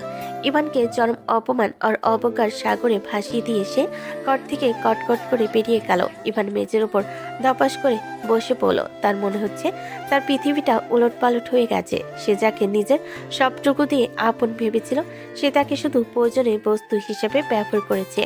বেশ কিছুক্ষণ ইভান পাথরের মতো বসে রইল। তার শরীরের প্রতিটি রন্ধে রন্ধে কাল রাতের সেই স্মৃতিগুলো এখন যন্ত্রণার মতো পিছে। সে অনুভব করলো তার সম্মান আর আত্মসম্মান দুটোই আজ ধুলোয় মিশে গেছে। অনেক কষ্টে নিজেকে সামলে নিয়ে সে ফ্রেশ হওয়ার জন্য বাথরুমের দিকে গেল। তার চোখ দুটো লাল হয়ে ফুলে আছে। বাইরে রোদ বাড়ছে, কিন্তু ইভানের জীবনের আকাশে এখন ঘোর অন্ধকার। বাড়ির ভেতরটা প্রতিদিনের মতো বেশ সাজানো গোছানো। ডাইনিং টেবিলে নাস্তা সাজানো হয়েছে। আহমেদ চৌধুরী খবরের কাগজ পড়ছেন আর নাস্তার জন্য অপেক্ষা করছেন। ইভান ইউনিফর্ম পরে চুপচাপ ডাইনিং রুমের এক কোণে গিয়ে দাঁড়িয়েছে। তার সারা শরীরে বিষাদে ছেয়ে আছে। চোখের নিচের কালিগুলো গত রাতের আর আজকের ভোরের যন্ত্রণার সাক্ষী দিচ্ছে। ইভান, তোমাকে আজ খুব ক্লান্ত লাগছে। শরীর খারাপ নাকি? না স্যার, ঠিক আছে। আসলে রাতে ভালো ঘুম হয়নি। ইভানের কথা শেষ হতে না হতেই আনিকা সিঁড়ি দিয়ে নিচে নেমে এলো। তার পরনে দামি সালোয়ার কামিজ, পরিপাটি করে সাজা। সে একদম স্বাভাবিক ভঙ্গিতে এসে চেয়ার টেনে বসলো। ইভানের বুকের ভেতরটা তখন ধরফর করছিল। সে ভাবছিল আনিকা হয়তো আর চোখে হলো তার দিকে একবার তাকাবে বা নিজের রুট ব্যবহারের জন্য একটু হলো লজ্জিত হবে, কিন্তু আনিকার মধ্যে তেমন কিছুই দেখা গেল না। মা আনিকা, আজকে তো তোর ইউনিভার্সিটি নেই, তাহলে এত সকাল সকাল রেডি হয়েছিস কেন? কোথাও যাবি নাকি? হ্যাঁ বাবা, মাহিয়ার সাথে একটু বের হব, ভাবছি শপিং এ যাব। তুমি কি ইভানকে আজকে আমার সাথে দেবে? ওর তো আবার শরীর খারাপ বলছে। আনিকা যখন ইভানের নামটা উচ্চারণ করলো, তার কণ্ঠে বিন্দুমাত্র মায়া বা জড়তা ছিল না। সে এমনভাবে কথা বলছিল যেন ইভান তার চেনা কেউ নয়, নিতান্তই একজন তৃতীয় শ্রেণীর কর্মচারী। ইভান স্তব্ধ হয়ে আনিকার মুখের দিকে তাকিয়ে রইল। মেয়েটা এতটা নিখুঁতভাবে অভিনয় করতে পারে সেটা তার কল্পনার বাইরে ছিল। ইভান, তুমি কি যেতে পারবে? শরীর বেশি খারাপ হলে আজ ছুটি নাও, আমি অন্য বডিগার্ডের ব্যবস্থা করছি। না স্যার, আমি পারবো, কোনো সমস্যা নেই। তাহলে তো খুব ভালো। বাবা, ইভানকে বলো গাড়িটা যেন এখনই রেডি করে, আমি খেয়েই বের হব। আর ইভান ওখানে ওইভাবে দাঁড়িয়ে না থেকে বাইরে গিয়ে দেখো গাড়িতে তেল আছে কিনা। এভাবে হুদাই এখানে দাঁড়িয়ে থাকার কোনো মানে হয় না। আনিকার কথাগুলো ইভানের কানে সজোরে আঘাত করলো। সকালে ঘরে দেওয়া অপমানের পর এখন সবার সামনে এই অবজ্ঞা ইভানকে ছিঁড়ে ফেলছিল। আনিকা আহমেদ চৌধুরীর সাথে হাসাহাসি করে ব্রেকফাস্ট করছে, অথচ কয়েক ঘন্টা আগে এই মেয়েটাই ইভানের বুকে মাথা রেখে ঘুমিয়েছিল। ইভান মনে মনে ভাবল, গত রাতের ঘটনা কি তবে শুধুই একটা বিভীষিকা ছিল? আনিকা একবারের জন্য তার চোখের দিকে তাকাচ্ছে না, যেন ইভান একটা দেওয়াল ছাড়া আর কিছুই নয়। ইভান কোনো কথা না বলে মাথা নিচু করে ডাইনিং রুম থেকে বেরিয়ে গ্যারেজের দিকে চলে গেল। তার চোখে বারবার পানি চলে আসছিল। সে বারবার ভাবছে, একটা মানুষ কিভাবে এতটা পাষাণ হতে পারে? আনিকা তাকে শুধু ব্যবহারই করেনি, বরং তার আত্মসম্মান নিয়ে ছিনিমিনি খেলছে। আহমেদ চৌধুরীর সামনে আনিকা যে নাটকটা করছে সেটা ইভানের জন্য সহ্য করা কঠিন হয়ে পড়েছে। ইভান গ্যারেজে গিয়ে স্টিয়ারিং হুইলের উপর মাথা রেখে ডুকরে কেঁদে উঠল। কিরে ইভান, তোর ন্যাকামি কি শেষ হয়েছে? দরজায় দাঁড়িয়ে না থেকে ড্রাইভ কর, আমার দেরি হয়ে যাচ্ছে। জি ম্যাম, করছি। ইভান চোখের পানি মুছে ড্রাইভিং সিটে বসলো। আনিকা পেছনের সিটে আয়েশ করে বসে মোবাইলে ব্যস্ত হয়ে পড়ল। আয়নায় ইভান দেখলো আনিকার মুখে এক বিজয়ের হাসি। ইভানের মনে হলো সে একটা মায়াবী বিষের জালে আটকে গেছে, যেখান থেকে মৃত্যু ছাড়া আর কোনো মুক্তি নেই। শপিং মলে পৌঁছানোর পর মাহিয়া আগে থেকে সেখানে অপেক্ষা করছিল। আনিকা গাড়ি থেকে নামতেই মাহিয়া এগিয়ে এলো। আনিকা খুব স্বাভাবিকভাবে মাহিয়ার সাথে কথা বলতে শুরু করলো, যেন তার জীবনে বিশেষ কিছুই ঘটেনি। ইভান কয়েক কদম দূরে পাথরের মতো দাঁড়িয়ে আছে। তার পরনে কালো ইউনিফর্ম আর চোখে সানগ্লাস, যা তার মনের ভেতরে ক্ষতগুলোকে আড়াল করে রেখেছে। কিরে আনিকা, তোর বডিগার্ডকে আজকে আরো বেশি হ্যান্ডসাম লাগছে কেন রে? আমি তো ওর দিক থেকে চোখ সরাতেই পাচ্ছি না। তুই কি পাগল হয়েছিস মাহিয়া? শপিং করতে এসেছিস নাকি আমার বডিগার্ডকে দেখতে এসেছিস? চল ভেতরে যাই। তারা শপিং মলের ভেতরে ঢুকলো। মাহিয়া বারবার হাঁটতে হাঁটতে পেছনের দিকে তাকাচ্ছিল ইভানকে দেখার জন্য। ইভান গভীর মুখে তাদের পেছনে হাঁটছে। আনিকা লক্ষ্য করলো মাহিয়া ইভানের দিকে তাকিয়ে মিটমিট করে হাসছে। আনিকার বুকের ভেতর ঈর্ষার একটা ঢেউ আশ্রে পড়ছিল, যদিও সে সকালে ইভানকে খুব অপমান করেছে। তুই বারবার পেছনে এভাবে তাকাচ্ছিস কেন মাহিয়া? এমন করছিস কেন বলতো? লোকে তোকে পাগল ভাববে। ও আমার ক্রাশ, বুঝলি? ইভানকে দেখলে আমার বুকের ভেতরটা কেমন জানি করে। ও যদি একবার আমার দিকে তাকাতো। তুই তো অনেক লাকি যে এমন একটা ছেলে তোর 24 ঘন্টা পাহারায় থাকে। আনিকা মনে মনে গজগজ করতে শুরু করলো। সে চাইলো ইভানকে একটু জ্বালাতে। শপিং করার বাহানায় সে ইভানের খুব কাছে গিয়ে দাঁড়ালো এবং খুব নিচু স্বরে তার সাথে ফ্ল্যাট করার চেষ্টা করলো। সে ইভানের কানের কাছে মুখ নিয়ে গিয়ে কিছু একটা বলল এবং দুষ্টু হাসি দিল, কিন্তু ইভান একদম নির্লিপ্ত। সে আনিকার দিকে তাকালো না, বরং তার চোখের দৃষ্টি সামনের দিকে স্থির করে রাখলো। ইভানের এই এড়িয়ে যাওয়া দেখে আনিকা মনে মনে ভীষণ রেগে গেল। শপিং শেষ করে তারা একটা পাশের দামি রেস্টুরেন্টে গিয়ে বসলো। আনিকা আর মাহিয়া মুখোমুখি বসলো আর ইভানকে টেবিলের পাশে দাঁড়িয়ে থাকতে বলল। মাহিয়া ইভানের অস্বস্তি বুঝতে পেরে নিজেই আগ বাড়িয়ে ইভানের সাথে কথা বলতে শুরু করলো। সে ইভানের ড্রেস আর বডি ল্যাঙ্গুয়েজ নিয়ে বেশ প্রশংসা করলো এবং সরাসরি তার সাথে ফ্ল্যাট করতে শুরু করলো। আচ্ছা ইভান, তুমি কি সব মেয়েদের সাথে এমন গম্ভীর হয়ে কথা বলো, নাকি আমি তোমার কোনো ক্ষতি করেছি? একটু হাসলে তো তোমাকে আরো কিউট লাগতো। না ম্যাম, আমি শুধু আমার দায়িত্ব পালন করছি। আপনি খাবার খান। ও মা, ভয়েসটাও তো দারুণ। আনিকা তোর বডিগার্ড তো দেখছি হিরোদের মতো কথা বলে। ইভান, তুমি কি আমার ফ্রেন্ড হবা? ইভান মাহিয়ার কথা শুনে খুব স্বাভাবিকভাবে হাসলো এবং মাথা নিচু করে বলল যে সে শুধুই একজন কর্মচারী। ইভানের এই সুন্দর ব্যবহার আর মাহিয়ার প্রতি তার সহজ হাসি দেখে আনিকার পিত্তি চলে গেল। সে যে সকালে ইভানকে নিজের গোলাম বলেছে, সেটা যেন এখন তার উপরেই বুমেরাং হয়ে ফিরেছে। আনিকা দেখলো ইভান তার সাথে কথা বলছে না, অথচ মাহিয়ার সাথে বেশ ভদ্রভাবে উত্তর দিচ্ছে। মাহিয়া, অনেক হয়েছে, এবার নিজের লিমিট মনে রাখ। আর ইভান, তোকে কি এখানে দাঁড়িয়ে দাঁড়িয়ে মেয়েদের সাথে দাঁত কেলিয়ে হাসতে বলেছি? তুই কি ভুলে গেছিস তুই কার কেনা চাকর? খাবার শেষ কর মাহিয়া, আমি আর এক মুহূর্ত এখানে থাকবো না। মাহিয়া অবাক হয়ে আনিকার দিকে তাকালো। সে বুঝতে পারলো না আনিকা হঠাৎ এত রেগে গেল কেন। ইভান একদম চুপ হয়ে গেল, তার চোখে সেই এক চিলতে হাসি মুহূর্তে মিলিয়ে গেল। আনিকা রাগে কাঁপতে কাঁপতে বিল মিটিয়ে রেস্টুরেন্ট থেকে বেরিয়ে গেল। ইভান পেছনে যাওয়ার সময় অনুভব করলো আনিকার রাগী দৃষ্টি তার পিঠ ফুঁড়ে দিচ্ছে, অথচ ইভান মনে মনে ভাবলো যে সম্পর্কে সম্মান নেই সেখানেই অধিকার দেখানোর কোনো মানেই হয় না। শপিং আর রেস্টুরেন্টের পর্ব শেষ করে তারা গাড়িতে এসে বসলো। আনিকা প্রথমে মাহিকায় তার বাড়ির সামনে নামিয়ে দিল। মাহিকা নামার সময় ইভানের দিকে তাকিয়ে একটা মিষ্টি হাসি দিল, যা দেখে আনিকা দাঁতে দাঁত চাপলো। মাহিয়া চলে যাওয়ার পর ইভান গাড়ি স্টার্ট দিয়ে আহমেদ চৌধুরী সাহেবের বাড়ির দিকে ঘোরাতে চাইলো। এই গাড়ি ওদিকে ঘোরাচ্ছিস কেন? তো কে বলেছে বাড়ির দিকে যেতে? কেন ম্যাম, কাজ তো শেষ, এখন তো বাড়িতেই যাওয়ার কথা। আহমেদ চৌধুরী স্যার হয়তো অপেক্ষা করছেন। বাবা অপেক্ষা করলে আমি বুঝবো। আমি তোকে এখন যে ঠিকানা দিচ্ছি আর যেভাবে ডিরেকশন দিচ্ছি ঠিক সেভাবেই গাড়ি চালাবি, একদম উল্টাপাল্টা প্রশ্ন করবি না। ম্যাম, সন্ধ্যা হয়ে আসছে, এখন অন্য কোথাও যাওয়া কি ঠিক হবে? আপনার সেফটির কথা তো আমাকে ভাবতে হবে। তোকে ভাবতে হবে না, আমি যা বলছি সেটা কর। ডানে মোড়নে, তারপর সোজা চলতে থাক। আনিকা একের পর এক ডিরেকশন দিতে থাকলো আর ইভান বাধ্য হয়ে গাড়ি চালাতে লাগলো। কিন্তু কিছু দূর যাওয়ার পর ইভানের চারপাশটা খুব চেনা চেনা মনে হতে লাগলো। রাস্তাগুলো ক্রমশ সরু হয়ে আসছে আর তার পরিচিত গলিগুলো সামনে পড়ছে। ইভান বুঝতে পারলো এটা তার নিজের এলাকার রাস্তা। ম্যাম, আপনি কি বুঝতে পারছেন আমরা কোন দিকে যাচ্ছি? এটা তো আমার বাড়ির দিকের রাস্তা। আপনি এই বস্তির মতো এলাকায় কেন আসতে চাইছেন? আমি কোথায় যেতে চাই সেটা নিয়ে তোকে মাথা ঘামাতে হবে না। আমি কি বলেছি তোকে যে আমি তোর বাড়িতে যাচ্ছি? আমি ডিরেকশন দিচ্ছি, তুই শুধু ড্রাইভ কর। কিন্তু ম্যাম, এখানে আপনার মতো মেয়ের আসার কোনো কারণ থাকতে পারে না।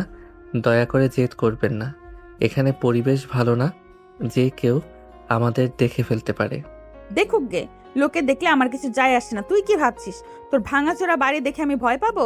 আমি যা বলছি তাই করবি, খবরদার গাড়ি থামাবি না। ম্যাম, আমি সত্যি অবাক হচ্ছি। সকালে আপনি আমাকে ওভাবে অপমান করলেন, বললেন আমি আপনার জুতোর যোগ্য নই। এখন আবার আমার এই গরিবের এলাকায় কেন আসছেন? তোকে কৈফিয়ত দিতে আমি বাধ্য নই। তুই আমার কেনা গোলাম। আমি তোকে যেখানে নিয়ে যেতে বলবো তুই সেখানেই যাবি। বেশি কথা বললে কিন্তু আমি আবার রেগে যাব। ইভান আর কোনো কথা বলল না। তার বুকের ভেতরটা এক অজানা আশঙ্কায় কাঁপছে। সে বুঝতে পারছে না আনিকা নতুন করে আর কোন নাটক সাজাচ্ছে। গাড়িটা অবশেষে একটা চিহ্নগুলির ভেতরে গিয়ে থামলো। ইভান দেখলো গাড়িটা ঠিক তার নিজের বাড়ির দরজার সামনে এসে দাঁড়িয়েছে। ম্যাম, আপনি তো ঠিক আমার বাড়ির সামনে এসে গাড়ি থামালেন। আপনি কি সত্যি ভেতরে যেতে চান? আমার বাবা অসুস্থ, মা হয়তো এখন রান্না বান্না করছেন। আপনি এখানে গেলে সবাই খুব অবাক হবে। সবাই অবাক হলে হোক, আমি এসেছি কারণ আমার মন চেয়েছে। নাম এখন গাড়ি থেকে, দরজা খোল আমার জন্য। ম্যাম প্লিজ, আপনি ভেতরে গিয়ে আমার বাবা মাকে ছোট করবেন না। আপনি তো জানেন আমাদের অবস্থা। আপনার আভিজাত্যের সাথে এই বাড়িটা একদমই মানায় না। মানায় কি মানায় না সেটা আমি দেখব। তুই কি ভাবছিস আমি তোর মা বাবার সামনে তোর পোল খুলবো? হতেও পারে আবার নাও হতে পারে। তুই নামবি নাকি আমি চিৎকার করব? ইভান গাড়ি থেকে নেমে কাঁপা কাঁপা হাতে আনিকার জন্য দরজা খুলে দিল। আনিকার রাজকন্যার মতো দামি শাড়ি আর গহনা পরে সেই নোংরা গলিতে পা রাখলো। ইভানের মা তখন দরজায় দাঁড়িয়েছিলেন। বাড়ির সামনে এমন বিলাসবহুল গাড়ি আর রাজকন্যার মতো মেয়ে দেখে তিনি নিজের চোখকে বিশ্বাস করতে পারছিলেন না। মা, তুমি বাইরে কেন? ইভান, তুই এই অসময়ে? আর এই মেয়েটি কে রে বাবা? এমন দামি গাড়ি নিয়ে আমাদের এখানে কেন এসেছে? আমি আহমেদ চৌধুরী সাহেবের মেয়ে আনিকা, ইভানের ম্যাডাম। কাকিমা, আপনি কি আমাকে ভেতরে যেতে দেবেন না? বাইরে দাঁড়িয়েই কথা বলবেন? আনিকার গলা স্বরে এমন এক মায়া ছিল যা শুনে ইভান আরো অবাক হয়ে গেল। এই সেই মেয়ে যে সকালে ইভানকে ঘৃণা ভরে ছুঁড়ে ফেলেছিল। ইভান বুঝতে পারল আনিকা তার পরিবারকে ব্যবহার করে তাকে আরো বড় কোনো জালে আটকাতে চাইছে। ইভানের মা আনিকার চেহারা আর তার মিষ্টি কথা শুনে যেন হাতে চাঁদ পেলেন। তিনি কোনোদিন কল্পনা করেননি যে তার ছেলে অফিসের এত বড় ঘরের কোনো মেয়েকে তাদের ভাঙাচোরা বাড়িতে পা রাখবে। তিনি খুব ব্যস্ত হয়ে আনিকাকে ঘরের ভেতর নিয়ে যাওয়ার তোড়জোড় শুরু করলেন। আনিকাও খুব সহজভাবে তার ময়লা ধরা আঁচলটা সরিয়ে ভেতরে পা রাখলো। ইভান, দাঁড়িয়ে আছিস কেন? গাড়ির পেছনের সিটে আর ডিকিতে যে প্যাকেটগুলো আছে সেগুলো জলদি ভেতরে নিয়ে আয়। সব কটা যেন আনিস। ম্যাম, আপনি ওগুলো কখন কিনলেন? ওগুলোতে কি আছে? আপনি কি পরিকল্পনা করে এখানে এসেছেন? তোকে বলেছি না একদম প্রশ্ন করবি না। তোকে যা বলা হয়েছে তুই শুধু তাই কর। কাকিমা, আপনি ভেতরে চলুন তো। আপনার ছেলেটা না একদম অবাধ্য হয়ে গেছে, সারাক্ষণ শুধু তর্কের উপরে থাকে। ইভান একদম হতভম্ব হয়ে গাড়ির দিকে গেল। সে প্যাকেটগুলো খোলার পর তার চোখ চড়কগাছ হয়ে গেল। সেখানে দামি দামি ফলের ঝুড়ি, ইভানের বাবার জন্য নতুন পাঞ্জাবি লুঙ্গি আর ইভানের মায়ের জন্য খুব দামি কাতান শাড়ি, এমনকি রান্নার জন্য দামি ঘি আর মশলাপাতিও বাদ যায়নি। ইভান কিছুতেই মেলাতে পারছিল না যে এই সেই আনিকা যে সকালে তাকে কুকুরের মতো অপমান করেছিল। সে হতাশ হয়ে দীর্ঘশ্বাস ফেলে সব ব্যাগ নিয়ে ভেতরে ঢুকলো। ও মা, এ কি কাণ্ড করেছো মা তুমি? এসব জিনিস আমাদের জন্য কেন এনেছো? আমরা তো গরিব মানুষ, আমাদের তো এত কিছু নেওয়ার ক্ষমতা নেই। তুমি শুধু এসেছো, এটাই আমাদের জন্য অনেক বড় পাওনা। কাকিমা, আপনি একদম ক্ষমতা অক্ষমতার কথা বলবেন না তো। ইভান আমার জন্য যা করে তার কাছে এই সামান্য উপহারগুলো কিছুই না। আমি তো আপনাদের নিজের লোক মনে করি। আজ থেকে আপনি আমাকে নিজের মেয়ের মতো ভাববেন।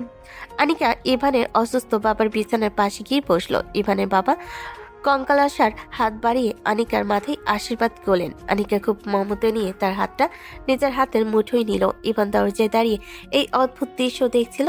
তার মনে হচ্ছিল সে কোনো সিনেমার নাটকের ভেতর ঢুকে পড়েছে। আনিকার এই রূপ সে আগে কোনোদিন দেখেনি। মা, আমার শরীরটা তো আর চলে না। ইভান একা হাতে টেনে নিয়ে যাচ্ছে সব। ওর ওপর অনেক দায়িত্ব, তুমি ওকে আগলে রেখো মা। আঙ্কেল, আপনি একদম চিন্তা করবেন না। আপনি যাতে দ্রুত সুস্থ হয়ে ওঠেন সেই ব্যবস্থা আমিই করছি। কাল থেকে আপনাকে শহরের সবচেয়ে দামি হসপিটালে ভর্তি করা হবে। দেশের সবচেয়ে বড় ডাক্তার আপনার চিকিৎসা করবে। ইভানের একার ওপর এখন আর কোনো চাপ নেই, আমি তো আছি। ম্যাম, আপনি এত কিছু কেন করছেন? আমাদের উপর কেন এত দয়া দেখাচ্ছেন? আমি আপনার এই ঋণের বোঝা কোনোদিন শোধ করতে পারবো না। ইভান, রিনার কথা আসছে কেন এখানে?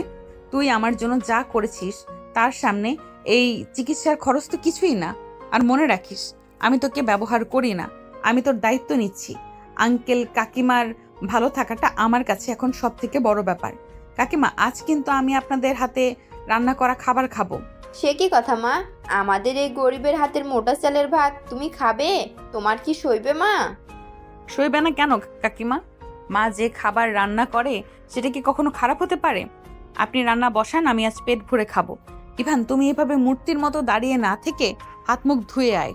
সারা দুপুর আনিকা ইভানের বাবা মায়ের সাথে প্রাণ খুলে গল্প করলো। সে তাদের পরিবারের ছোটবেলার গল্প শুনলো, ইভানের দুষ্টামির গল্প শুনলো।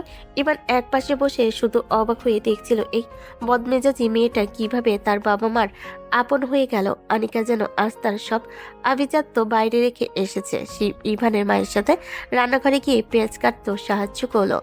ইভানের বাবা মা খুশিতে কাঁদছিলেন, কারণ তারা কোনোদিনও ভাবেনি এমন একজন ফ্রেস্তার মতো মেয়ে তাদের দুঃসময়ে পাশে দাঁড়াবে। ম্যাম, সত্যি করে বলুন তো, আপনি আজ কেন এমন করছেন? সকালে তো আপনি আমাকে বললেন আমি আপনার জুতোর যোগ্য নই, আর এখন আমার মা বাবার সামনে নিজেকে দেবী প্রমাণ করছেন কেন? ইভান, আমি সকালে কি বলেছি সেটা ওই রুমের ভেতরেই শেষ। বাইরে আমি কে সেটা তুই ভালো করেই জানিস। আমি তোকে কষ্ট দিতে পারি, কিন্তু তোর পরিবারকে না। তাদের হাসি মুখ দেখলে আমার ভালো লাগছে। আর তোকে কবজায় রাখার জন্য এর থেকে ভালো উপায় আর কি হতে পারে বলতো? এখন চল, অনেক খিদে পেয়েছে। এবার আনিকার কথা শুনে থমকে গেল। সে বুঝতে পারলো না আনিকা কি সত্যি তাদের প্রতি দয়া দেখাচ্ছে, নাকি তাকে আবেগ দিয়ে মিলাকমিল করে আজীবন নিজের গোলাম করে রাখতে চাইছে। কিন্তু যাই হোক না কেন, তার অসুস্থ বাবার চিকিৎসার সুযোগ আর মায়ের মুখে সেই হাসিটুকু ইভানের কাছে পৃথিবীর সব থেকে বড় প্রাপ্তি ছিল। সেই বিকেলে এক অন্যরকম আবেগঘন পরিবেশ তাদের খাওয়া দাওয়া চলো, যেখানে বৃত্ত আর বৈভবের দেওয়ালটা যেন মুহূর্তের জন্য ধুলেই মিশে গিয়েছিল। দিনটা ছিল ইভানের জীবনের সব থেকে বিস্ময়কর দিন। আনিকা যেভাবে তার সাধন বাবা মায়ের সাথে মিশে গিয়েছিল তা কোনো গল্পের মতো মনে হচ্ছিল। সন্ধ্যা ঘনিয়ে আসায় বিদায়ের সময় হয়ে এলো। ইভানের বাবা মার চোখের কোণে জল নিয়ে বিদায় জানাতে দরজায় এসে দাঁড়ালেন। আনিকা যাওয়ার জন্য তৈরি হয়েও হঠাৎ থেমে গেল। সে মাথা নিচু করে ইভানের বাবা এবং মায়ের পা ছুঁয়ে সালাম করলো। আঙ্কেল, কাকিমা যাওয়ার আগে আপনাদের একটা কথা বলা দরকার। আসলে আপনাদের কাছ থেকে একটা বড় সত্য লুকানো হয়েছে। আমি আপনাদের বাড়িতে শুধু ইভানের ম্যাডাম বা আহমেদ চৌধুরীর মেয়ে হিসেবে আসিনি। আমার আরও একটা পরিচয় আছে। আমি আপনাদের পরিবারের সদস্য, আপনাদের পুত্রবধূ আর ইভানের স্ত্রী। আনিকার মুখে এই কথা শুনে ইভানের বাবা মা দুজনেই যেন আকাশ থেকে পড়লেন। তার স্তম্ভিত হয়ে একবার আনিকার দিকে আর একবার ইভানের দিকে তাকাতে লাগলেন। ইভান তখন পাথরের মতো দাঁড়িয়েছিল। তার বাবা কাপা কাপা গলায় ইভানের দিকে তাকিয়ে ইশারে জানতে চাইলেন বিষয়টা সত্য কিনা। ইভান নিরুপায় হয়ে চোখে ইশারে হ্যাঁ জানালো। ইভান, এই তুই কি বলছিস বাবা? এই রাজকন্যার মতো মেয়ে আমাদের বাড়ির বউ? আমরা তো কিছুই জানতাম না। মা আনিকা, এটা কিভাবে সম্ভব হলো? কাকিমা, আসলে আমরা একে অপরকে ভালোবেসে বিয়ে করেছি। পরিস্থিতি এমন ছিল যে তখন কাউকে জানানোর সুযোগ ছিল না। আপনারা কষ্ট পাবেন বলে ইভানও মুখ খুলেনি, কিন্তু আমার মনে হলো আপনাদের এই সত্যটা জানানো উচিত। আপনারা কি আমাকে আপনাদের বউ হিসেবে মেনে নেবেন? আনিকা খুব কৌশলে জোর করে বিয়ের বিষয়টি লুকিয়ে গেল। সে এমনভাবে কথাগুলো বলল যেন তারা সত্যি একে অপরের প্রেমের মধ্যে এই কাজ করেছে। ইভানের মা তখন আবেগে ভাসছেন, তার দু চোখ দিয়ে অঝরে জল পড়ছে। তিনি আনিকার কপালে হাত রেখে দোয়া করতে লাগলেন। মা গো, আমার মতো ভাগ্যবতী মা আর কে আছে? তুই আমার ঘরের বউ হয়ে আসবি এটা তো স্বপ্নেও ভাবিনি। কিন্তু মা, আমার তো বুকটা ফেটে যাচ্ছে। তুই আমাদের বউ হয়ে এই প্রথম বাড়িতে আসলি, অথচ তোকে বরণ করে নেওয়ার বা কোনো উপহার দেওয়ার ক্ষমতা আমাদের নেই। তোকে দেওয়ার মতো একটা সোনার গয়নাও এই গরিব মায়ের কাছে নেই মা। আনিকা এক মুহূর্ত দেরি না করে ইভানের মায়ের হাত দুটো জড়িয়ে ধরল। সে আলতো করে ইভানের মাকে বুকে টেনে নিয়ে জড়িয়ে ধরল। আনিকার চোখও তখন চিকচিক করছে জল। ইভান অবাক হয়ে দেখছিল যে আনিকা সত্যি এই পরিবেশে মায়ের জালে আটকে গেছে কিনা। মা, আপনি আবার উপহারের কথা বলছেন কেন?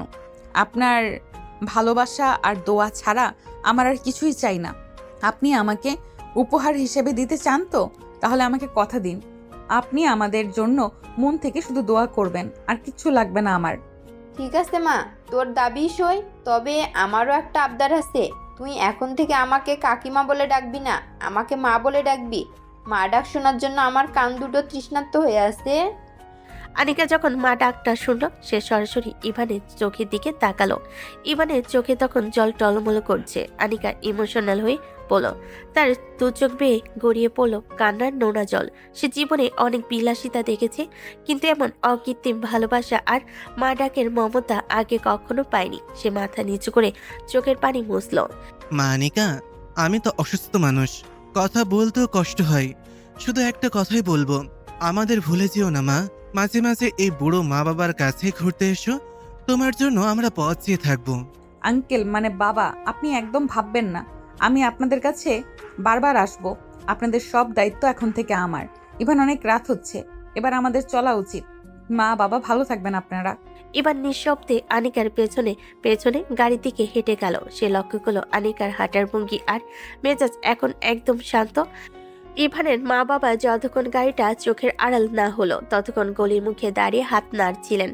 গাড়িতে ওঠার পর ইভান কোনো কথা খুঁজে পাচ্ছিল না। সে কেবল ভাবছিল আনিকা যে মায়ের নাটক বা সত্যি যায় দেখাক, তার ফল ভবিষ্যতে কি হবে। গাড়িটা ইভানের বাড়ির গলি পেরিয়ে বড় রাস্তায় এসে পড়ল। বাড়ির ল্যাম্পপোস্টের আলোগুলো গাড়ির কাছ দিয়ে ভেতরে এসে পড়ছে। গাড়ির ভেতরটা একদম নিস্তব্ধ।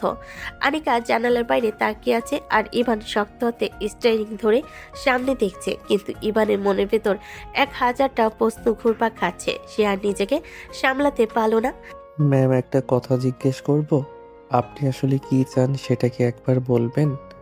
গত রাতে আপনি আমার ঘরে আসলেন, আমাকে নিজের করলেন, অথচ আজ সকালে ঘুম থেকে উঠে আমাকে জঘন্যভাবে অপমান করলেন। আবার আমার বাড়িতে এসে আমার মা বাবার সামনে আদর্শ বউ সেজে বসলেন। আপনার মনের ভেতর আসলে কি চলছে বলুন তো? আমি কি আপনার হাতের পুতুল?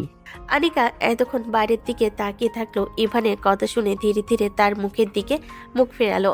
তার চোখে এখন আর সেই জেদ বা রাগ নেই, বরং সেখানে এক ধরনের গভীর বিষাদ আর ভালোবাসা জমে আছে। আনিকা ইভানের দিকে খুব স্থিরভাবে তাকালো। তোকে যেদিন আমি প্রথম ভার্সিটিতে দেখেছিলাম ঈশান, সেদিন আমি তোর প্রেমে পড়েছিলাম, কিন্তু আমি বুঝতে পারছিলাম না একজন বডিগার্ডের সাথে এই সম্পর্কটা আমি কিভাবে শুরু করব। আমার ভয় ছিল তোকে হারানোর। আমি ভেবেছিলাম তোকে যদি বিয়ের দলিলে সই না করাই তবে তুই হয়তো কোনো দিন আমাকে ছেড়ে চলে যাবি। এই হারানোর ভয় থেকেই আমি তোকে বিয়ে করতে বাধ্য করেছি। তাহলে আজ সকালে অমন ব্যবহার কেন করলেন? কেন বললেন আমি আপনার জুতোর যোগ্য নই? কারণ আমি ভয় পেয়েছিলাম ঈশান। গত রাতের সেই গভীর মুহূর্তগুলোর পর যখন সকালে আমার ঘুম ভাঙলো, আমি খুব নার্ভাস হয়ে গেছিলাম। আমি ভাবছিলাম বাবা যদি এই খবর জানে তবে কি হবে, ভুল করে আমরা যা ঘটিয়ে ফেলেছি সেটার পরিণাম কি হবে। আমি আসলে ওই সময় নিজেকে সামলাতে না পেরে তোকে আঘাত করে ফেলেছি, যাতে আমি আমার দুর্বলতা লুকাতে পারি। আনিকার গলাটা ধরে এলো। ইভান দেখলো আনিকার চোখের কোণে জল চিকচিক করছে। সে গাড়িটা রাস্তার একপাশে থামিয়ে দিল। ইভানের মনে হলো আনিকার এই অসহায় রূপ সে আগে কোনোদিন দেখেনি। আনিকা ইভানের হাতটা শক্ত করে ধরল। তোর কাছে আমার একটা অনুরোধ আছে ঈশান, প্লিজ তুই আমার উপর রাগ করে থাকিস না। আমি তোকে অনেক ভালোবাসি রে, কিন্তু বাবার সামনে এই সম্পর্কটা নিয়ে যেতে আমি সাহস পাচ্ছি না। তুই কি পারবি বাবার সামনে নিজেকে যোগ্য প্রমাণ করতে? তুই কি পারবি আমাকে সসম্মানে নিজের করে নিতে? আমি শুধু তোকে হারানোর ভয়ে মাঝে মধ্যে পাগল হয়ে যাই। ইভানের বুকের ভেতরটা হু হু করে উঠল। সে বুঝতে পারল আনিকার এই বারবার রূপ বদলানোর কারণ আসলে সামাজিক ভয় বা তাকে হারানোর আতঙ্ক। ইভান আনিকার চোখে জল মুছে দিল। তার মনে হলো আনিকা আজ তার সামনে একদম মন খুলে কথা বলছে। ইভানের সব রাগ আর অভিমান এক মুহূর্তে জল হয়ে গেল। আপনি আর কাঁদবেন না ম্যাম, আমি বুঝতে পেরেছি আপনার মনের অবস্থা।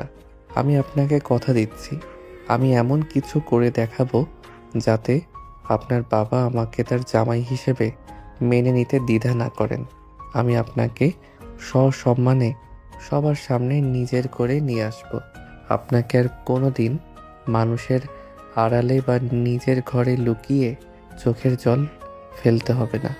সত্যি বলছিস ঈশান? তুই আমাকে ছেড়ে যাবি না তো? আমি তোকে অপমান করলে তুই কি আমাকে ক্ষমা করে দিবি?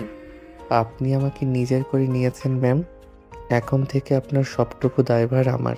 আপনি আমার উপর ভরসা রাখুন। আমি আপনাকে আর ওই বাবার ভয় পেতে দেব না। আপনি আমার মা বাবার কাছে গিয়ে যে সম্মান দিয়েছেন তার জন্য আমি সারা জীবন আপনার কেনা হয়ে থাকব। আনিকা আর নিজেকে ধরে রাখতে পারল না। সে ইভানের বুকের উপর মাথা রেখে ডুকরে কেঁদে উঠল। ইভান তাকে জড়িয়ে ধরে সান্ত্বনা দিতে লাগলো। রাস্তার পাশে নিঝুম অন্ধকারে গাড়ির ভেতর দুজন মানুষ তাদের জীবনের সব থেকে কঠিন সত্যিটা আজ একে অপরের কাছে স্বীকার করলো। ইভান প্রতিজ্ঞা করলো যে সে তার ভালোবাসার মর্যাদা রক্ষা করবে। রাতের নিস্তব্ধতায় শুধু দুজনের কান্নার আর নিঃশ্বাসের শব্দ পাওয়া যাচ্ছিল। এই কান্নাটা ছিল কষ্টে নয়, বরং একে অপরকে খুঁজে পাওয়ার পরম প্রশান্তির। সময় কারোর জন্য থেমে থাকে না। দেখতে দেখতে 3টে মাস পার হয়ে গেল। ইভান আর আনিকার সম্পর্কটা এই কয়েক মাসে এক অদ্ভুত মোড় নিয়েছে।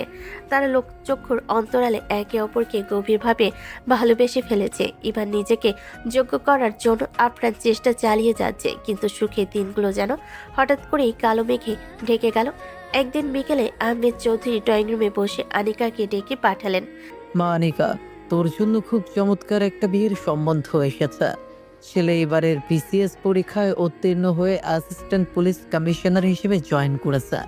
যেমন বংশ তেমন ছেলের ক্যারিয়ার। আমি এক কথায় রাজি হয়ে গেছি। আমি চাই না এমন সুযোগ হাতছাড়া হোক। কিন্তু বাবা, আমি এখন বিয়ে করতে চাই না। আমি আরো পড়াশোনা করতে চাই। প্লিজ তুমি ওদের না করে দাও। দেখ মা, আমার শরীরটা ইদানিং ভালো যাচ্ছে না। তোর মা নেই। আমি তোকে একটা ভালো ঘরে সঁপে দিয়ে শান্তিতে মরতে চাই। তুই কি তোর বড় বাবার শেষ ইচ্ছাটাও পূরণ করবি না? তোর কাছে আমার এই একটাই অনুরোধ। বাবার এমন ইমোশনাল ব্ল্যাকমেলের সামনে আনিকা আর কোনো তর্ক করতে পারল না। তার মাথা ঘুরছিল। সে কোনো মতে নিজের রুমে গিয়ে দরজা বন্ধ করে দিল। তার মনে হচ্ছিল আকাশটা ভেঙে তার মাথার উপর পড়ছে। সে তড়িঘড়ি করে বাগান বাড়ির নির্জন কোণে গিয়ে ইভানকে ডেকে পাঠালো। ইভান আসতেই আনিকা কাঁদতে কাঁদতে সব ঘটনা তাকে খুলে বলল।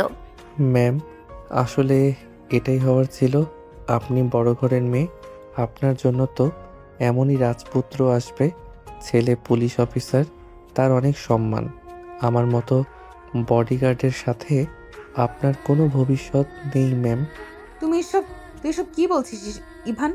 তুই জানিস না আমি তোকে কতটা ভালোবাসি। তুই কি চাস আমি অন্য কাউকে বিয়ে করি? আপনি আর কি করবেন ম্যাডাম? যখন আপনার জন্য এত ভালো অপশন চলে এসেছে, তখন বাবার অবাধ্য হওয়া আপনার ঠিক হবে না। আপনি রাজি হয়ে যান, আমার কথা ভুলে যান। আমি তো সামান্য একটা বডিগার্ড মাত্র। আমাকে দিয়ে আর কি হবে? আমি কোনো দিন ওই পুলিশ অফিসারের সমান হতে পারবো না। আপনি আমাকে ভুলে গিয়ে নতুন জীবন শুরু করুন। পাগলের মতো এগিয়ে গিয়ে ইভানের শার্টের কলারটা 2 হাত দিয়ে শক্ত করে চেপে ধরল। ইভান স্তব্ধ হয়ে আনিকার বিধ্বস্ত চেহারার দিকে তাকিয়ে রইল। আনিকার চোখ দিয়ে তখন অঝরে জল ঝরছে। তুই আমাকে ফিরিয়ে দিচ্ছিস ঈশান? তুই একবারও ভাবলি না আমার কি হবে? আমি তোকে নিজের স্বামী মেনে নিয়েছি, তোকে নিজের সবটুকু দিয়েছি, আর আজ যখন বিপদ এসেছে তুই আমাকে বলছিস অন্য কাউকে বিয়ে করতে। তুই কি এতটাই কাপুরুষ? ম্যাম, বাস্তবটা বোঝার চেষ্টা করুন। আপনার বাবা কোনোদিন আমাকে মেনে নেবেন না। আপনি কেন নিজের জীবনটা আমার জন্য নষ্ট করবেন? চুপ কর, একদম চুপ কর। জীবন নষ্ট তো হবেই, কিন্তু আমি তোকে ছাড়া অন্য কাউকে কল্পনা করতে পারি না। তুই আমাকে বিয়ের কাগজে সই করিয়েছিস, আমার বাবা মার কাছে গিয়ে বৌমার ডাক শুনেছিস, এখন সব দায়িত্ব ভুলে গিয়ে পালাচ্ছিস। তুই যদি আমাকে সাহায্য না করিস তবে আমি নিজেকে শেষ করে ফেলবো ইভান। আনিকা পুরো ভেঙে পড়ল। সে ইভানের বুকের উপর মাথা রেখে ডুকরে কাঁদতে লাগলো। ইভান পাথরের মতো দাঁড়িয়ে রইল, কিন্তু তার নিজের বুকের ভেতরটাও যেন ছাই হয়ে যাচ্ছিল। সে বুঝতে পারছে না সে আনিকাকে কিভাবে রক্ষা করবে। আনিকা এখন অথৈ সাগরে পড়েছে। একদিকে তার বাবার জেদ, অন্যদিকে ইভানের এই অসহায় আত্মসমর্পণ। আনিকার কান্না যেন থামতে চাইছিল না। ইভান ধীরে ধীরে তার হাত দুটো আনিকার পিঠে রাখলো, কিন্তু তার মুখে কোনো কথা নেই। দিনগুলো যেন বিষের মতো কাটছে আনিকার। সে বারবার ইভানকে বোঝানোর চেষ্টা করছে, হাত পা ধরে কেঁদেছে, কিন্তু ইভান পাথর হয়ে আছে। ইভানের এক কথা সে তার যোগ্য নয় এবং সে আহমেদ চৌধুরী বিশ্বাসে অমর্যাদা করতে পারবে না। অন্যদিকে আনিকা তার বাবার কাছে গিয়ে অনেক কান্নাকাটি করেছে, কিন্তু আহমেদ চৌধুরী তার সিদ্ধান্তে অটল। তিনি মনে করেছেন আনিকা জেদ করছে এবং বিয়ের পর সব ঠিক হয়ে যাবে। মা আনিকা, আমি তোর কোনো কথা শুনবো না। ছেলে পক্ষ থেকে ফোন এসেছিল, আগামী সপ্তাহে তারা তোকে দেখতে আসবে। সব চূড়ান্ত হয়ে আছে, শুধু দেখার ফর্মালিটি বাকি। তুই মানসিক প্রস্তুতি নিয়ে রাখ। আমি চাই না আমার মান সম্মান ধুলো মিশিয়ে। বাবার কথা শুনে আনিকার মনে হলো তার পায়ের তলা থেকে মাটি সরে যাচ্ছে। সে স্তব্ধ হয়ে নিজের ঘরে হেঁটে গেল। আগামী সপ্তাহ, তার মানে হাতে মাত্র কয়েকটা দিন আছে। আনিকা নিজের ঘরে ঢুকে ভেতর থেকে দরজা আটকে দিল। তার মনে হচ্ছিল সারা পৃথিবী তার বিরুদ্ধে ষড়যন্ত্র করছে। সে যাকে নিজের অস্তিত্বের চেয়ে বেশি ভালোবাসে, সে ইভান আস্তাকে দূরে আগলে রাখার বদলে দূরে ঠেলে দিচ্ছে। এরপর থেকে আনিকা নিজের ঘরে দরজা আর খুলো না। সে খাওয়া দাওয়া একদম বন্ধ করে দিল। কাজে লোক খাবার নিয়ে দরজায় করা নাড়লেও সে চিৎকার করে তাদের তাড়িয়ে দেয়। রাতের পর রাত সে দু চোখের পাতা এক করতে পারে না। অন্ধকারের দিকে তাকিয়ে সে শুধু ভাবে ইভান কিভাবে পালো এত নিষ্ঠুর হতে। তার চোখের নিচে গভীর কালি পড়ে গিয়েছে, গাল দুটো ভেঙে ভেতরে ঢুকে গেছে। আয়নায় নিজের চেহারা দেখে সে নিজেই চিনতে পারে না। ইভান, তুই কি একবারও আমার কথা ভাববি না? তুই কি আসবি না আমাকে এই নরক থেকে বাঁচাতে? আমি তোকে ছাড়া অন্য কাউকে ছোঁয়ার অনুমতি কোনোদিন দিতে পারবো না। তুই কেন বুঝছিস না যে আমি মরে যাব? নিকা পাগলের মতো ইভানের ফোনে বারবার মেসেজ পাঠাতে লাগলো, কিন্তু ইভান কোনো উত্তর দিচ্ছে না। ইভান দরজার ওপাশে বডিগার্ড হিসেবে ডিউটি দিয়ে যাচ্ছে ঠিকই, কিন্তু সে ভেতরে ঢুকছে না। আনিকা রুমের ভেতর থেকে কান্নার আওয়াজ পেল। ইভান বাইরে থেকে হাত মুঠো করে দাঁড়িয়ে থাকে। ইভানের নিজেরও যে বুক ফেটে যাচ্ছে সেটা কাউকে দেখানোর মতো নয়। আনিকা ড্রেসিং টেবিলের সব জিনিসপত্র আস্তে ভেঙে ফেল। কাছের টুকরোয় তার হাত কেটে রক্ত ঝরছে, কিন্তু সেই যন্ত্রণার চেয়েও মনের যন্ত্রণা তার কাছে অনেক বেশি বড়। 4 দিন কেটে গেল। আনিকা বিছানা থেকে ওঠার শক্তিও হারিয়ে ফেলেছে। শরীরে পুষ্টি নেই, মনে শান্তি নেই। তার বাবা বারবার দরজার বাইরে এসে ডাকাডাকি করছেন, কিন্তু আনিকা সাড়া দিচ্ছে না। সে শুধু বালিশে মুখ গুজে ডুকরে কাঁদছে। তার মনে শুধু পড়ছে ইভানের সেই হাসি মাখা মুখ আর তাদের কাটানো সেই রোমান্টিক রাতটার কথা। সব যেন একটা দুঃস্বপ্ন হয়ে তাকে গিলে খাচ্ছে। আনিকা বুঝতে পারছে না আগামী সপ্তাহে যখন তাকে দেখতে আসা হবে তখন সেই পরিস্থিতি কিভাবে মোকাবিলা করবে। বাড়ির সবাই অস্থির হয়ে উঠেছে আনিকার এই অবস্থা দেখে, কিন্তু আনিকা কারোর কোনো সান্ত্বনা মানছে না। তার অবদ্ধ মন শুধু একজনকে চাইছে, কিন্তু সেই মানুষটি যেন প্রতিজ্ঞা করেছে সে আর কোনোদিন আনিকার হাত ধরবে না। আনিকা ঝাপসা চোখে জানালার দিকে তাকিয়ে রইল। বাইরের আকাশটা অনেক পরিষ্কার, কিন্তু তার জীবনে এখন শুধু নিকষ কালো অন্ধকার। সে কি পারবে এই বিয়ে আটকাতে, নাকি ভাগ্যের কাছে তাকে শেষ পর্যন্ত হার মানতে হবে? দিনটি অবশেষে চলে এলো, যে দিনটিকে আনিকা তার জীবনের সবথেকে অভিশপ্ত দিন বলে মনে করছে। বাড়ির প্রতিটি কোণ আজ আলো দিয়ে সাজানো হয়েছে। ড্রয়িং রুমে মেহমানদের আপ্যায়নের জন্য দামি দামি খাবার আর মিষ্টির গন্ধে মোমো করছে, অথচ আনিকার ঘরটা যেন একটা কবরের মতো নিস্তব্ধ। সে আয়নার সামনে বসে নিজের বিপন্ন চেহারাটার দিকে তাকিয়ে আছে। তার মনে হচ্ছে আজ তার জীবনের শেষ দিন। আনিকা ড্রয়ার থেকে একটা ঘুমের ওষুধের পাতা বের করলো। সে ঠিক করে নিয়েছে সে নিজেকে শেষ করে দেবে। সে যখন হাতের তালুতে কয়েকটা ট্যাবলেট নিয়ে পানি গ্লাসটা হাতে নিল, ঠিক তখনই দরজায় সজোরে কড়া নাড়ল তার বাবা আহমেদ চৌধুরী। আনিকা থমকে গেল, গ্লাসটা তার হাতে কাঁপছে। মা আনিকা, তুই কি তৈরি হয়েছিস? ছেলে আর তার বাবা মা চলে এসেছেন। ছেলেটার কি চমৎকার ব্যক্তিত্ব রে মা, দেখলেই তোর পছন্দ হয়ে যাবে। আমি তোকে নিতে এসেছি, তুই আর দেরি করিস না, দ্রুত নিচে আয়। আমার মান সম্মান আজ তোর হাতে মা। আনিকা গ্লাসের দিকে তাকালো আর দরজার পাশে থাকা তার বাবার গলা স্বরে এক ধরনের অদ্ভুত কাতরতা অনুভব করলো। সে ভাবলো সে যদি আজ মরে যায় তবে তার এই বৃদ্ধ বাবার কি হবে। তার করুণ মুখটা আনিকার চোখের সামনে ভেসে উঠল। আনিকার হাত থেকে ওষুধের ট্যাবলেটগুলো মেঝেতে পড়ে গেল।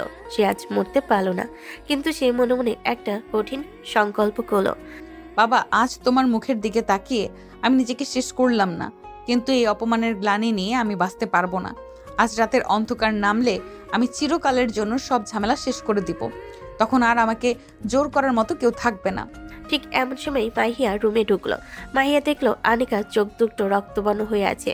সে কোনো কথা না বলে আনিকাকে টেনে নিয়ে ড্রেসিং টেবিলের সামনে বসালো। মাহিয়া অনেক চেষ্টা করে মেকআপ দিয়ে আনিকার চোখে নিচের কালি ঢাকার চেষ্টা করলো। আনিকা পাথরের মতো বসে রইল। সে কোনো বাধা দিল না, কোনো কথা বলল না। মাহিয়া তাকে একটা দামি লাল রঙের বেনারসি শাড়ি পরিয়ে দিল। আনিকা, চল নিচে চল, সবাই তোর জন্য অপেক্ষা করছে। তুই কেন বুঝতে পারছিস না যে তোর বাবা কত খুশি আস?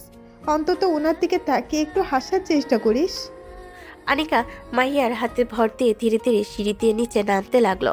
মাথা তার নিচু, নিচ থেকে হাসি ঠাট্টা আর আনন্দের আওয়াজ তার কানে বিষের মতো লাগছে। মেহমানদের গলার আওয়াজ আর চায়ের কাপের টুংটাং শব্দে বাড়িটা গম গম করছে। ইভান তখন দরজার এক কোণে ডিউটি দিচ্ছে। আনিকা সিঁড়ি দিয়ে নামার সময় ইভানের পাশ দিয়ে গেল, কিন্তু সে একবারও ইভানের দিকে তাকালো না। ইভানের বুকের ভেতর তখন তুফান বইছে, কিন্তু সে তার পেশাদারিত্বের আড়ালে নিজেকে লুকিয়ে রেখেছে। মাহিয়া আনিকাকে সোফায় নিয়ে বসালো। আনিকা তখনও মাথা নিচু করে নিজের হাতের আঙ্গুলগুলো দেখছে। সে জানে না তার সামনে কে বসে আছে, এমনকি তার ছেলের নামটাও শোনার আগ্রহ সে হারিয়ে ফেলেছে। ড্রয়িং রুমের পরিবেশটা খুব রহস্যময় হয়ে উঠল। ছেলের বাবা আহমেদ চৌধুরীর সাথে খুব রসিয়ে রসিয়ে কথা বলছেন। চৌধুরী সাহেব, আপনার মেয়ে তো মার্শাল্লাহ অনেক সুন্দরী। আমার ছেলের সাথে ওকে খুব মানাবে। বাবা, তুই কিছু বলবি না? তোর তো হবু স্ত্রী, এবার তো কিছু জিজ্ঞাসা কর। আনিকা অনুভব করলো সামনের সোফায় বসা যে ছেলেটি নড়ে চড়ে বসলো। পুরো ঘটনা হঠাৎ নিস্তব্ধ হয়ে গেল। সবাই যেন ছেলের মুখ থেকে কিছু শোনার জন্য অপেক্ষা করছে। আনিকা মনে মনে ভাবল, আজ রাতে যখন সে এই পৃথিবী ছেড়ে চলে যাবে, তখন এইসব আভিজাত্য আর বিয়ের নাটক অর্থহীন হয়ে যাবে। সে শুধু একটা সুযোগ খুঁজছে, কখন সে এই ভিড় থেকে বেরিয়ে নিজের রুমে গিয়ে শান্তিতে মরতে পারবে। রহস্যটা যেন আরো ঘনীভূত হতে লাগলো যখন ছেলেটি খুব দৃঢ় স্থির কণ্ঠে কথা বলা শুরু করলো। আনিকা এখনো মাথা তুলছে না, কিন্তু কণ্ঠস্বরটা তার চেনা চেনা বলে মনে হতে লাগলো। তবে সে ভাবলো এটা হয়তো তার মনের ভুল। তার দু চোখ দিয়ে এক ফোঁটা জল গড়িয়ে পড়লো তার লাল শাড়ির উপর। এই কান্নাটা কেউ দেখলো না, শুধু ইভান দূর থেকে দীর্ঘশ্বাস পেল। আনিকা বুঝলো না তার জন্য ভাগ্যের চাকা কোন দিকে ঘুরছে। ড্রয়িং রুমের গুমট নীরবতা ভেঙে যখন সামনের সোফা থেকে বসা ছেলেটি কথা বলে উঠল, তখন আনিকা পুরো শরীর এক অজানা আতঙ্কে শিউরে উঠল। কণ্ঠস্বরটা তার এতটাই পরিচিত যে সে নিজের কানকে বিশ্বাস করতে পারছিল না। তার মনে হলো সে কি কোনো স্বপ্ন দেখছে। আনিকা খুব ধীরে ধীরে ভয়ে ভয়ে তার নিচু করে রাখা মাথাটা তুলল। সামনে তাকাতেই তার চোখের মনি স্থির হয়ে গেল। ইভান, তুই এখানে কেন? আর তুই এই পোশাকে, মানে এসব কি হচ্ছে? আনিকা দেখলো তার সামনে পাঞ্জাবি পরে অত্যন্ত মার্জিত ভঙ্গিতে বসে আছে ইভান। তার মুখে সেই পরিচিত বাঁকা হাসি, যা দেখে আনিকা সবসময় পাগল হতো। ইভান এখন আর বডিগার্ডের ইউনিফর্মে নেই। তাকে দেখে মনে হচ্ছে কোনো এক রাজপুত্র। আনিকা এতটাই ব্যাপাচেকা খেয়ে গেল যে সে সোফা ছেড়ে দাঁড়িয়ে পড়ল। তার মাথা ঘুরছিল। সে ভাবলো অতিরিক্ত দুশ্চিন্তায় সে হ্যালুসিনেশন দেখছে। ঠিক সেই সময় পুরো ড্রয়িং রুম হাসিতে ফেটে পড়ল। মা আনিকা, এভাবে বোকার মতো দাঁড়িয়ে থাকিস না, বস এখানে। তুই যেটা দেখছিস সেটা কোনো স্বপ্ন নয়, এটাই সত্যি। ইভান এখন আর তোর বডিগার্ড নয়, সে এখন দেশের একজন গর্বিত পুলিশ অফিসার। ম্যাডাম, এভাবে তাকিয়ে থাকবেন না। আপনি তো আমাকে বলেছিলেন নিজেকে যোগ্য প্রমাণ করতে। আমি শুধু আপনার সেই আদেশটাই পালন করার চেষ্টা করেছি। আনিকা এখনো কিছুই বুঝে উঠতে পারছে না। সে বড় বড় চোখ করে একবার তার বাবার দিকে আরেকবার ইভানের দিকে তাকাচ্ছে। আহমেদ চৌধুরী গিয়ে এসে আনিকার মাথায় হাত রাখলেন। ওনার চোখে আজ প্রশান্তির হাসি। মা, ইভান অনেক আগে আমার কাছে এসে সব সত্য স্বীকার করেছিল। আমাকে কথা দিয়েছিল যে ও নিজেকে এমন এক অবস্থানে নিয়ে যাবে যেখানে ওকে নিয়ে আমি গর্ব করতে পারবো। গত 3 মাস ও দিন রাত এক করে পড়াশোনা করেছে। ইভান আসলে আগে থেকে বিসিএস পরীক্ষার জন্য নিজেকে তৈরি করছিল, শুধু চূড়ান্ত ফলাফলের অপেক্ষায় ছিল। ওইবার বিসিএস পুলিশ ক্যাডারে সুপারিশপ্রাপ্ত হয়েছে। আনিকা চোখে জল আর বাধা মারল না। সে বুঝতে পারল গত কয়েকদিন ইভান কেন তার সাথে এমন নিষ্ঠুর ব্যবহার করছিল। ইভান আসলে চেয়েছিল এই সারপ্রাইজটা দিতে এবং আহমেদ চৌধুরীর অনুমতি নিয়ে সম্মানের সাথে আনিকার হাত ধরতে। আনিকার বাবা আরো বলেন যে তিনি আগে থেকে সব জানতেন এবং ইভানকে পরীক্ষা করার জন্য এ বিয়ের নাটক সাজিয়েছেন। ইভান যখন তার সফলতার খবর নিয়ে আমার কাছে এলো, তখন আমার সব বাধা দূর হয়ে গেল। এমন একজন লড়াকু আর সৎ ছেলেকে নিচের জামাই হিসেবে পেতে যে কারোই গর্ব হবে। তাই আমি নিজেই এই আয়োজন করেছি তোদের দুজনকে সারপ্রাইজ দেওয়ার জন্য। তোকে ইভানের হাতে তুলে দিতে আমার আর কোনো দ্বিধা নেই মা। আনিকা আর নিজেকে ধরে রাখতে পারল না। সে সবার সামনে ইভানের দিকে ছুটে গেল। ইভানও সিট ছেড়ে উঠে দাঁড়ালো। আনিকা ইভানের পাঞ্জাবির হাতা শক্ত করে ধরে ডুকরে কেঁদে উঠল। এই কান্নাটা দুঃখে নয়, এটা 3 মাসে জমে থাকা হাহাকার আর পরম পাওয়ার আনন্দ। ইভান খুব মায়াবী চোখে আনিকার দিকে তাকিয়ে রইল। আপনি আমাকে অনেক বকাঝকা করেছেন ম্যাম, কিন্তু আমি জানতাম যেদিন আমি এই পোশাকে আপনার সামনে আসব সেদিন আপনার সব রাগ জল হয়ে যাবে। আমি আমার কথা রেখেছি। আমি আপনাকে সসম্মানে নিজের করে নিতে এসেছি। বাড়ির প্রতিটি মানুষ এই দৃশ্য দেখে আবেগপ্রবণ হয়ে পড়ল। মাহিয়ার মুখে এক চিলতে হাসি। সেও এই পরিকল্পনার কথা আগে থেকে জানতো। আনিকার বাবা ইভান আর আনিকা হাত এক করে দিলেন। আনিকা ঝাপসা চোখে ইভানের দিকে তাকিয়ে ভাবল, যে ছেলেটা একদিন তার বাড়ির গেটে বডিগার্ড হিসেবে দাঁড়িয়েছিল আজ সেই তার জীবনের রক্ষাকর্তা আর জীবনসঙ্গী হয়ে ফিরে এলো। ভোরের আলো যেন অন্ধকার দূর করে দেয়। ইভানের এই অভাবনীয় সাফল্য আনিকার জীবনের সব অন্ধকার মুহূর্তে ধুয়ে মুছে সাফ করে দিল। ড্রয়িং রুমে সেই খুশির আমেজ কাটতে না কাটতে দুই পরিবারের সম্মতিতে বিয়ের দিনক্ষণ ঠিক হয়ে গেল। ইভানের বাবা মাকেও সসম্মানে গাড়ি পাঠিয়ে নিয়ে আসা হলো। আহমেদ চৌধুরী সাহেব ধুমধাম করে তার একমাত্র মেয়ের বিয়ের আয়োজন করলেন। ইভান এখন পুলিশের বড় অফিসার। তার গায়ে এখন আর বডিগার্ডের ইউনিফর্ম নেই, বরং সে এখন বড় সাজে শেরওয়ানি পরে একদম রাজপুত্রের মতো লাগছে। বিয়ে সব আনুষ্ঠানিকতা শেষ করে অবশেষে এলো সেই বহু প্রতীক্ষিত বাসরাত। বাসর ঘরটা অনেক ফুল দিয়ে সাজানো হয়েছে। সাদা গোলাপ আর রজনীগন্ধার সুবাসে ঘরটা মোমো করছে। আনিকা বিছানার এক কোণায় লাল বেনারসি পরে গমটা টেনে বসে আছে। তার মনের ভেতর এখন হাজারো ভাবনা। ইভান ধীরে ধীরে ঘরে ঢুকে দরজাটা আটকে দিল। সে যখন আনিকার পাশে গিয়ে বসলো, আনিকা একটু নড়চড়ে বসলো। ইভান আনিকার ঘোমটা সরিয়ে তার মুখের দিকে তাকাতে চাইল। একদম আমার কাছে আসার চেষ্টা করবি না, তুই বলে দিচ্ছি। দূরে গিয়ে বস। তুই আমাকে গত কয়েকদিন যা কষ্ট দিয়েছিস তার শোধ আমি আজ নেব। আরে এখনো কি রাগ কমেনি? আমি তো সব আপনার ভালোর জন্যই করেছি।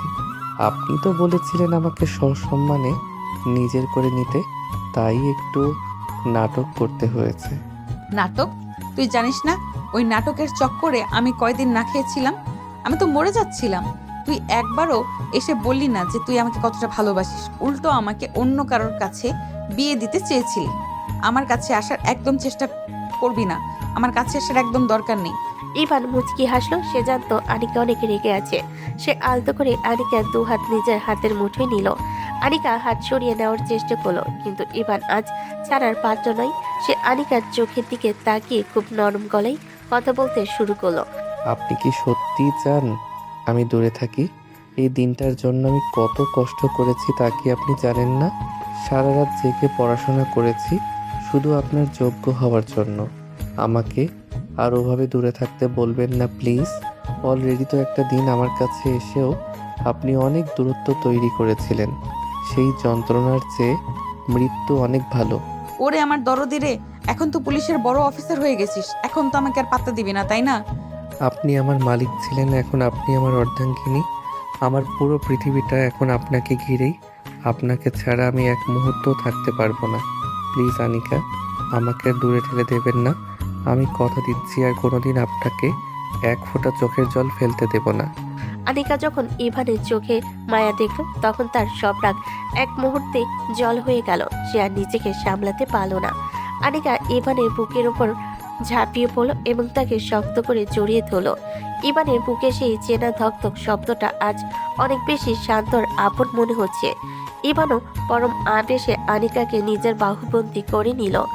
আপনি আমার জীবনের সব থেকে বড় প্রাপ্তি। বডিগার্ড থেকে আপনার স্বামী হওয়ার এই জার্নিটা আমার কাছে স্বপ্ন মনে হচ্ছে। আমি আপনাকে অনেক অনেক বেশি ভালোবাসি।